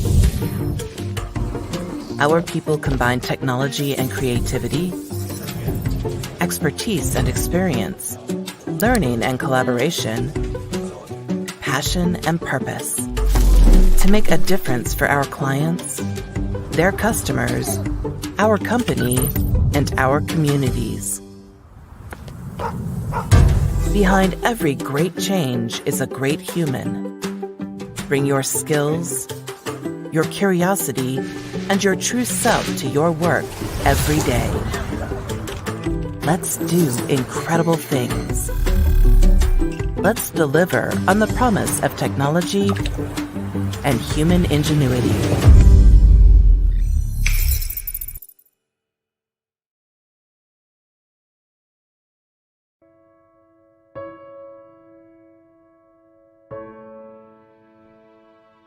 They come from all over. The cures and the tools, the medicines and the machines. Perfected, collected, and sent with all speed to the caretakers and the cared for. Spanning miles, delivering hope. This is their flight, and we are their wings. They give of themselves, their minds, their hearts, their hands, their time and talent. Armed with experience, humble with strength, dressing wounds and changing sheets and calming nerves and keeping watch. These are the angels, and we are their wings. They trade in tomorrows. Their gift is more time. They sacrifice years in exchange for more days, trade long nights of study for split-second grace. They bind and stitch and push and discover, leading the way out of pain. These are the pilots, and we are their wings. They engineer miracles, amplify care, manage the treatments and maintain supply. They stave off the outbreak with counsel and cure, bridge gaps between hospital, home, and health. This is their promise, and we are its wings. They trust in the system, the breakthroughs, the work. They put their heart and faith in our hands. All in the quest for better care. All in the hope for health. That is their prayer. And we are its wings.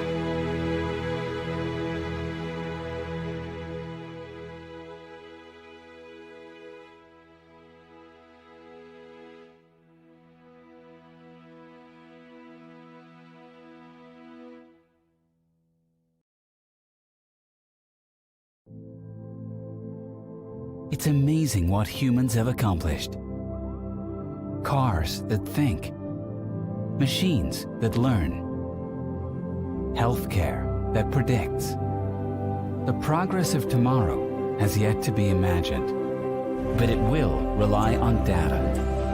It will rely on Vertiv. Vertiv ensures data gets where it needs to be uninterrupted. Critical power is always running. Servers perform at optimal temperatures. Infrastructures grow safely and responsibly. Applications run without glitches. And life leaps forward again.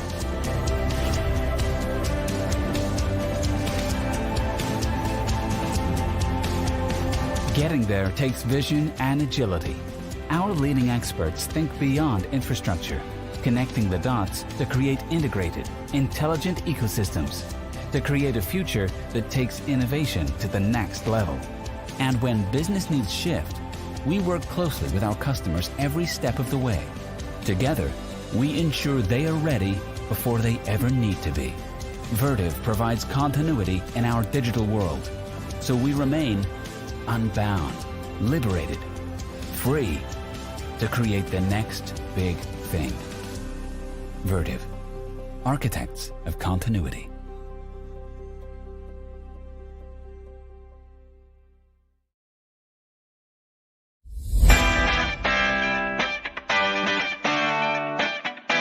Step 1. Register. Go to www.jobs180.com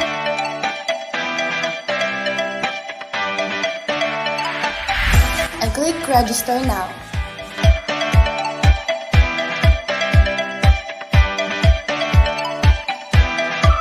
In choosing your resume link, use your full name so that it looks professional and is easy to recall by potential employers, and fill out the other information needed.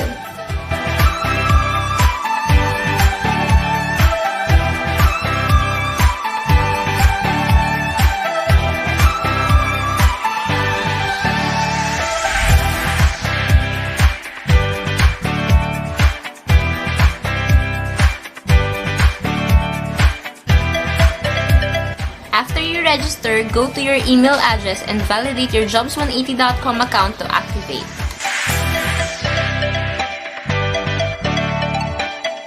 Step 2. Complete your resume link. When creating your resume link, make sure to complete your personal and contact information, your profile picture, and your cover photo.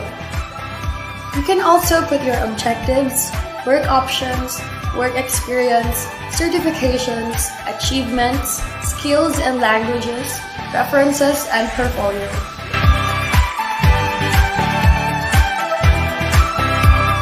Your resume link also features different themes and a cover photo.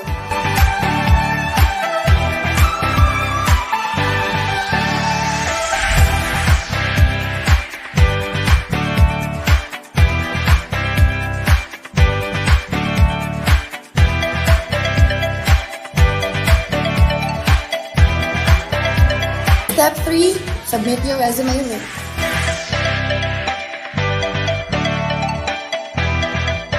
If you're qualified, click Submit Resume Link, or you can even share the job vacancy with your friends.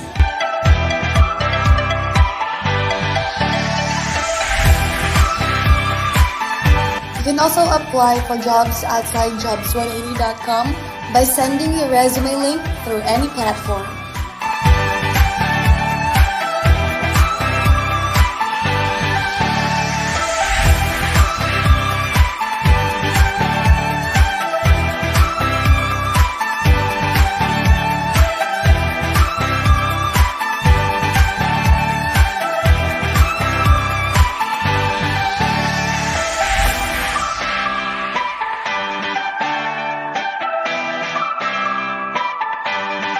Register. Complete. Submit your resume link.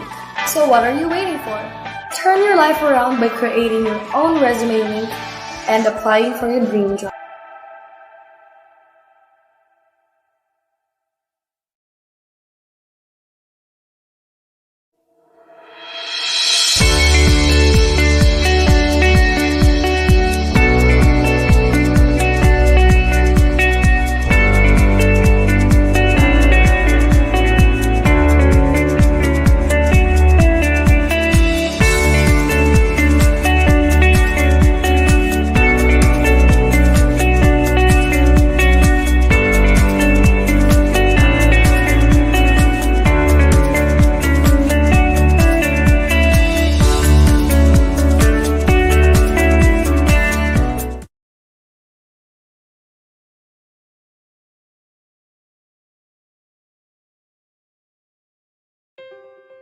The clinical trial market as we know it is about to change. We're revolutionizing the current state aligned to disparate, slow, and often manual processes. Optum's vision is to transform the drug development process to one that is centered and grounded in real-world patient behavior and physician practice. Optum's ability to access this unique network and fold in the strongest data and analytics expertise will enable us to jointly bring life-saving drugs to the patients who need it most.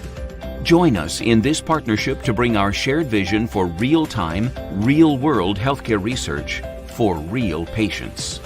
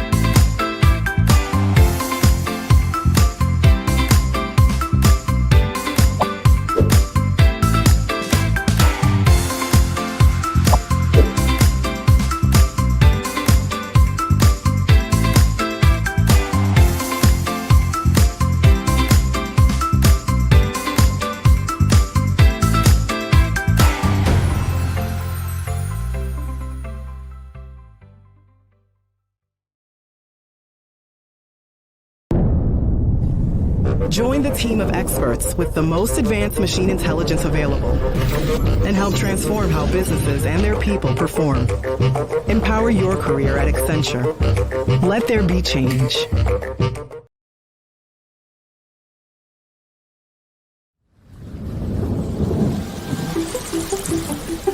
Change.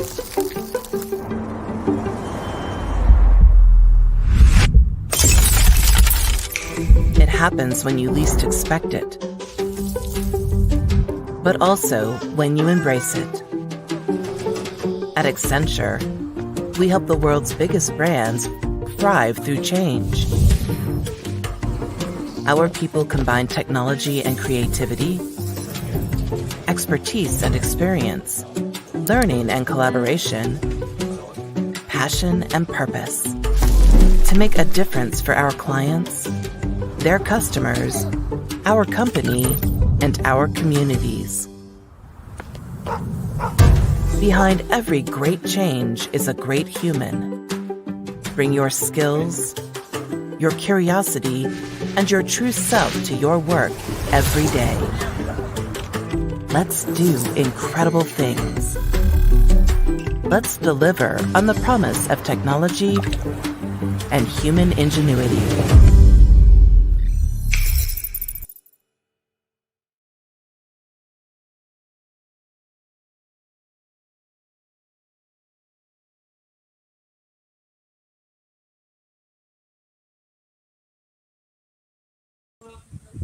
Hi, Sir Renz. Can you hear us? Hi, Sir Renz. Yon. Thank you, sir. Sir, we're doing the presentation on our end. Can you hear us? Can you speak po? I have no audio. I don't hear you, sir. Hello? Hi, sir. Can you do a test sound po? Yan. Sige, sir. Yeah. Yan. Okay. Sige, sir. Sir, Thank if you. ever there will be glitches, papasok po Apologies for ako. the inconvenience. Okay lang, sir. Mga kabaro nyo naman to, sir. Naintindihan nila kayo. Okay. So, to our audience, we are presenting here Sir Renz to discuss leveraging using social media sites. Yeah. So, Sir Renz, I give you the floor. If ever you have glitches, I will come in po. Okay? Thank you, sir. The floor is yours po.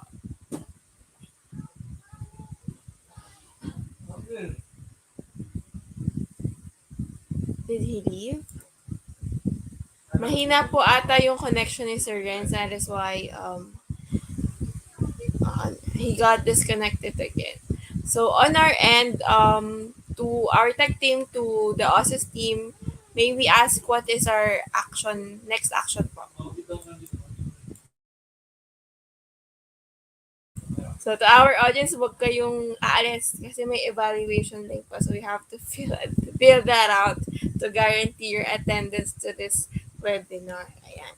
And just a plug, we're plugging that the site for all of the vacancies discussed today is available at schools.jobsonly.com/CVSU. And then you can go there and look at partners, yung mga industry partners at kung ano yung mga vacancies, mga openings na meron sila.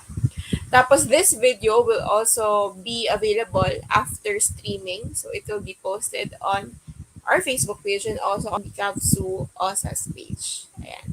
So please let me know if you ever have questions regarding ResumeLink. So if ever pwede nating sagutin. Ayan, may nag-comment na walan po ng internet yung Converge. Oh, actually, Converge din kami right now. Medyo intermittent nga siya. Sige po. For a bit, we will just decide what will be our course of action, but we'll get back to you guys. Konting-konti na.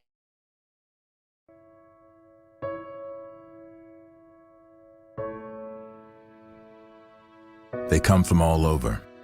The cures and the tools, the medicines and the machines. Perfected, collected, and sent with all speed to the caretakers and the cared for. Spanning miles, delivering hope. This is their flight, and we are their wings. They give of themselves, their minds, their hearts, their hands, their time and talent. Armed with experience, humble with strength, dressing wounds and changing sheets and calming nerves and keeping watch. These are the angels, and we are their wings. They trade in tomorrows. Their gift is more time. They sacrifice years in exchange for more days, trade long nights of study for split-second grace. They bind and stitch and push and discover, leading the way out of pain. These are the pilots, and we are their wings.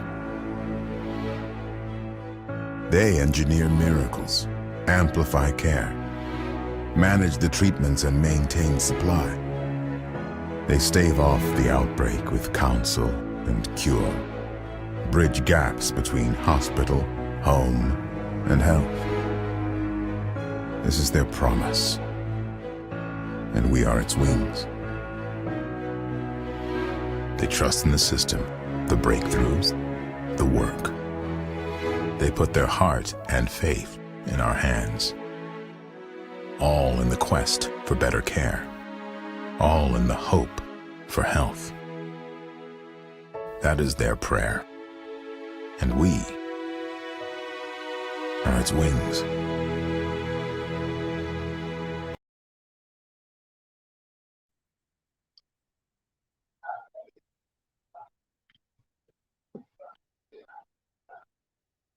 Hello, Sherry. Hi, Sir Renz. You can turn off your camera if it eats too much data. Okay. Pwede All po right. may off yung camera nyo. Tapos kami po yung nagpe-play ng PowerPoint para less data po. All Yan. right. Okay. Okay, sige sir. Sir, let's try again. Let's do it again. The Okay. presentation is up and I leave you to it, sir. You have 30 minutes. Thank you. Hello, everyone. Good afternoon. Apologies for the technical inconvenience. By the way, this is Renz, one of the alumni of Cavite State University, main campus. Last minute I renamed my my session title to Leverage the Future. Next slide, please. So when we say leverage, coming from the Cambridge English Dictionary, we can say that leverage is to use something that you already have in order to achieve something new or better. Sige po, next slide. Next slide. So ayun po, pakilala po ako. Ako po si Renz Mendoza. I'm graduate of Cavite State University main campus way back 2010. I took up IT, and interesting nugget that you can know from is that I stayed most of my time into vicinities of the campus. First is the library because mabagal po akong pumick up sa math and kailangan po yun sa programming. And also, the secondary, I'm staying in the volleyball court since yun po yung hobby ko during my college years. Next slide, please. By the way, sorry. Balik tayo. Yun, yung picture na po yan, ako ay loan representative ng Cavite State University sa Ateneo Management Information Systems Association way back 2008-2009. So lahat po yan ay mga taga-Ateneo. Ako lang po yung taga-CVSU after ng intrams, kaya po sunog na sunog ako dyan. Next slide, please. So right now, I graduated 2010, di ba? And right now, 10 years na yung experience ko. So what do I have right now? I was trained as Java developer since IT ako. And then assign ako sa mga IT service management project. Kinda related to sa call center pero medyo technical. And yung mga na-servan ko na clients ay US healthcare and US retail industries. Now, nag-work ako sa IT cloud and infrastructure deployment projects. So yan yung mga co-work ko sa Accenture way back 2013. Next slide, please. So aside the office naman, na narinig niyo yung sinabi ni Sir Kim na kailangan din natin yung mga ganito sa resume natin. So outside of the office, ako po isang life group leader sa Destiny Church Manila. I lead youth, young professionals in life. And if life groups is simply lessons and insights for everyone. So next po, volunteer facilitator po ako ng previous run ng Natalone program. Kapartner po dyan yung mga schools and rescue kabataan. So mga kabataan pinagdadaan sa depression, sa lahat ng struggles na sa buhay. Yun po, dinideploy po namin tong program sa Mandaluyong pre-pandemic. And also, naging volunteer facilitator po ako ng Philippine Business for Social Progress and also an NGO. Yan po yung mga activities ko outside of the work. And next slide, please. So yung mga great brands that I worked with already in the industry, my first 5 years is with Accenture. So I had a great stint there. Next company was Point West, an all-Filipino IT BPM company. And right now, I'm working with Safeway. So ito po ay isang US grocery stores across United States. Mga 2,000 stores po ito. But I'm working on the IT side of the company. Sige po. Next slide. When we speak about leverages, ito na po yung pag-uusapan natin. So, kaway-kaway sa mga senior high school students, starting from senior high school students up to graduating students. Ito po yung mga sinasabi ko na leverages based on my experience na talagang kailangan nating baunin. So, una po doon yung university experience. Katulad po sa school kasi matututo na natin yung discipline. Yan yung unang-unang bagay na hindi natin pwedeng tanggalin. Kaya tayo nag-aaral is also to learn from life, also learn from classroom, and also learn the discipline, the deadlines, the projects, and also the quizzes, the exam. Wala pong tapon dyan, kaya kailangan po natin tong university experience. Aside from that, yung mga volunteer experiences po natin, and also yung mga organization involvement natin, kailangan po yan. Kasi I would agree with Sir Kim na tinatanong na talaga sa mga competitive companies itong mga bagay na ito. Ano yung ginagawa mo sa loob ng school? Ano din yung ginagawa mo sa labas? Ano yung ginagawa mo sa community mo? Next is internship experience. I would say why I am confident in speaking English right now is because I had my OJT in Telos International Philippines as an HR internee, kinda cross, right? Parang hindi tugma, but I believe that has a purpose for me na nag-HR ako, but then it really gave me a lot of experiences in terms of communicating with clients. So that's why right now, kahit kausap ko yung manager from CEO, I'm quite confident, not that perfect, but I really learned this experience in my internship. So please, for the junior students, senior students na nag-OJT, seryosohin po natin. I-align talaga natin kung saan natin gusto in the future para po sulit yung OJT natin.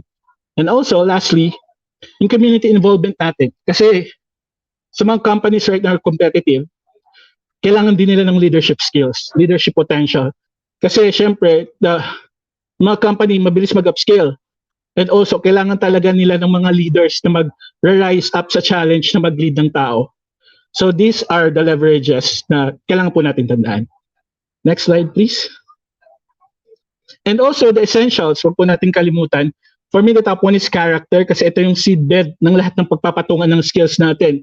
The comm skills, the industry skills, tech skills, and people skills.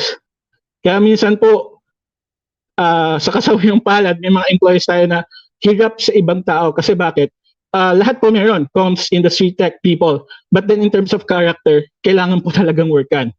So, kailangan po yung character, next is yung comm skills. Kaya, importante din po yung OJT. Especially siguro sa mga linguistics align. Wag po nating maliitin yung BPO kasi nagkakaroon tayo ng, alam mo yun, ever since ng pagmamaliit sa BPO jobs. But then I would emphasize comm skills. Kasi right now, I'm developer, but I'm also aligned with comm skills. So sometimes, mga katim ko po na dev, ayaw na makapag-usap sa client. Ako po yung humaharap. In terms of escalation, in terms of mga reklamo ng kliyente, ako na po yung pinapaharap nila also in presentation skills because I learned this in my OJT. So again, I emphasize OJT is really rich experience that you cannot take for granted. So please, kunin po natin. Next is industry skills. Ano po yung sinasabi ko? Kasi right now, developer po ako, di ba? It's like nag-start ako ng developer, but then, yung mga company, nagiging open na din sila sa industry skills. So kung ikaw ay HR, ikaw ay minsan dentistry, ginagamit po yan sa IT companies. Kasi kailangan, hindi ka lang align sa IT, pero alam mo din yung kalakaran ng negosyo ng mga kliyente. So, for example, education, kailangan, kung yung hiring po ay kailangan ng education background, nagagamit po natin yan. Especially these times of pandemic, hindi lang tech skills yung hinahanap, pati industry skills nagiging importante na rin. And fourth, tech skills po, yung mga latest technologies for tools, collaboration, project management, na nasabi po nung representative ng Cognizant. It's really also important kasi lahat po nag-a-align na talaga sa technology.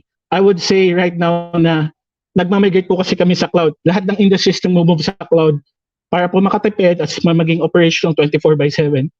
So kailangan talaga ng technical skills. And lastly, people skills. And I would emphasize on this again kasi masyadong lumalaki po talaga yung market. So kailangan din talaga na pag ready ka na, pag-equip ka na to do your own skill. And sometimes naghahanap sila ng mga leaders. You could be one if you're aligned or upscaling your people skills.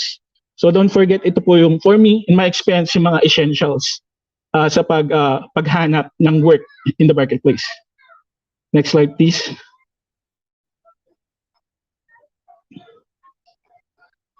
And ayun po, how will I market myself? How will we market ourselves? Again, next slide, we're promoting Jobs 180. Bakit? Kasi sobrang dali right now na mag-apply ng work because of this ResumeLink. I-share mo lang yung link. Minsan nga may mga HR na hindi na nagre-require ng physical resume or yung e-copy. So they just wanted to know the link kasi minsan bulky. Ayaw nila. and then nagagamit natin tong resume link, next slide, para ma-market natin yung sarili natin. And one of the benefits of yung sa Jobs 180 is very secure siya. Unless hindi mo siya sinashare, hindi siya ma-access.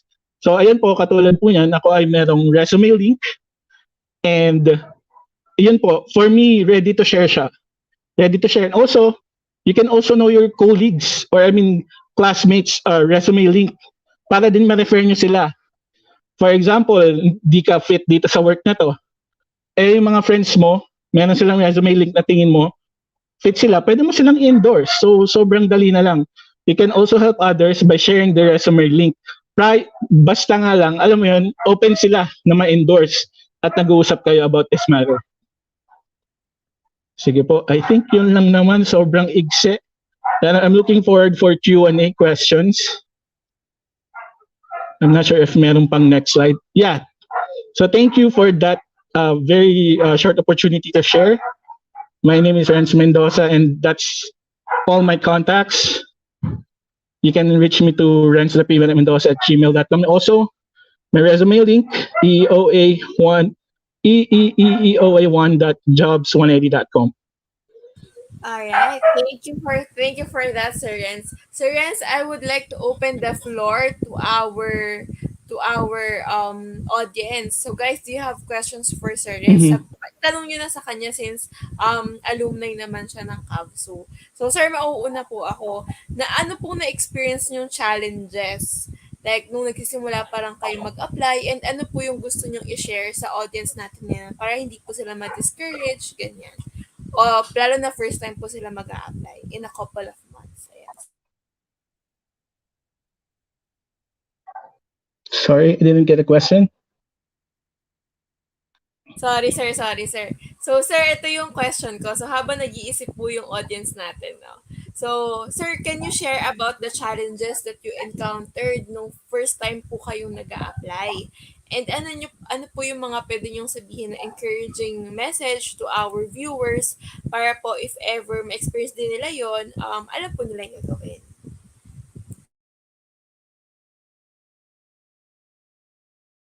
Sir? Did you hear po? Nandiyan pa kayo, sir? Nawala po ba si Sir Renz?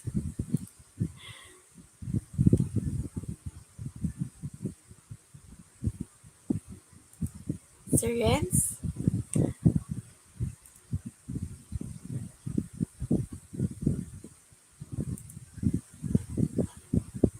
Okay. So, to our audience, really apologies, no? Ayan. Sir, can you hear me? Oh no. Ito yung downside kapag we're all doing this virtually. We're just dependent on internet connectivity. Kahit ako kanina, I've been disconnected once, twice. Okay. So let's proceed to our closing remarks. May we call on Ms. Sharon M. Isip, Dean for Office of the Student Affairs and Services Office, to give us the closing remarks. Hi ma'am. Sorry po for the technical difficulties po this afternoon. Ma'am, I leave the floor to you po. Apo, thank you, Ma'am Shari. To our OIC, to the Office of the University President, Dr. Camilo A. Polinga, to our Vice President for Academic Affairs, Dr. Maria Agnes Pinuestro, to the officers and staff and other technical committee dito sa jobs180.com, especially Sir Kim and Ma'am Shari, to the 5 excellent speakers, Sir Kim Chua, Ma'am Vera Tabuzo, Ma'am Janet Lee-Jodloman, Ma'am Ruth Arevalo and our alumnus, Sir Renz Mendoza. Naramdam ko ang inyong perseverance at ang inyong sharing para sa ating mga graduating students. To our college and campus placement coordinators, my OSAS family, to the placement in charge at ang punong abala, Ma'am Kay Shera, to the all graduating students of main and satellite campuses, isang mapagpalang hapon po sa inyong lahat. Good afternoon. It is indeed a very prolific and fruitful day with equipped speakers who have shared their expertise and experiences. I believe you are all ready to enter the world of work. We just hope that you will take all the lessons and have the application as you continue the journey. Our graduating students, do not forget to learn and relearn, okay? You will be finishing your course, malapit na yon, and we hope and pray that despite the situation we are still into, you will be able to carry our 3 tenets, the truth, excellence, and service. Thank you very much po sa inyong lahat. Jobs180.com, salamat po sa pag-partner palagi sa amin with our placement in charge, Ma'am Kay. Ito po ay naging very productive at very fruitful at very successful. Hindi po ito magiging matagumpay kung hindi dahil sa inyo at syempre sa ating college placement coordinators. Salamat po sa ating mga graduating students, 2,000 plus na umattend sa araw na ito. Baunin ninyo ang aming pagmamahal kasama ang jobs180.com na bumubuo ng CVSU mula sa ating administration at hinihiling namin ang inyong mas matagumpay pa as you continue your journey. Huwag niyong kalilimutan palagi ang magdasal, ang mag-iingat, at lahat ng mga narinig natin, lalo na kay Sir Renz, ay talaga namang kapupulutan at babaunin natin. Lagyan lamang natin ng aplikasyon. Muli, ang Office of Student Affairs ay laging nasa inyo, ilang buwan pa hanggang sa kayo ay makagraduate. Maraming salamat pong muli. At ang aking pabaon dito mula sa Office of Student Affairs and Services to our all graduating students, know yourself, and be your best self. Again, congratulations, maraming salamat, and to God be the glory.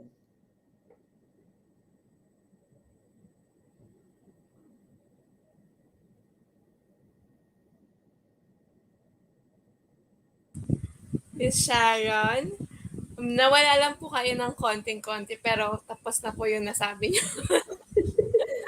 Okay. Thank you so much po, ma'am. And also to the entire team, Miss Kay, thank you for assisting us with this event po. Thank you, Ma'am Sharon, and have a great day po. Ayan. So to our audience, we will now be flashing the evaluation link. Please don't forget to evaluate. So we will put it up on the screen and we will be putting it doon sa ating comment section. Ayan. So please don't forget to evaluate within today. And we would also like to thank our sponsor, CEO Group, for being a sponsor for this event. You can check them out at the CEO store in Lazada or in Shopee or at the nearest mall in your area to shop for corporate needs. And for career opportunities, it's available at jobs180.com/CEO Group. So we hope you had fun as much as I did. So I did have fun. So please watch out for the next set of webinars that we are hosting next week. Yes, next week. And the topics will be posted there, and you are welcome to join in any of those sessions for free as well. Okay? So thank you so much for lending your time, sharing your time with us to all of our audience this afternoon. See you. Have a great afternoon and stay safe. Bye, guys.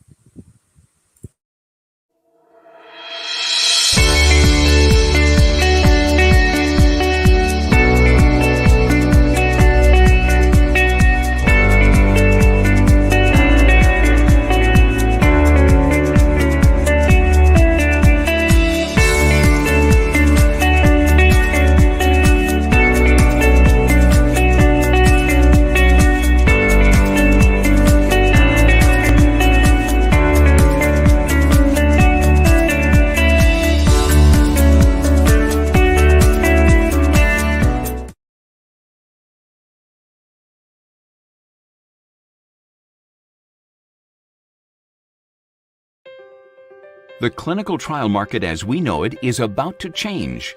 We're revolutionizing the current state aligned to disparate, slow, and often manual processes. Optum's vision is to transform the drug development process to one that is centered and grounded in real-world patient behavior and physician practice.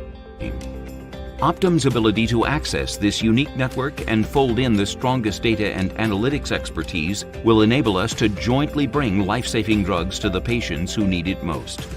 Join us in this partnership to bring our shared vision for real-time, real-world healthcare research for real patients.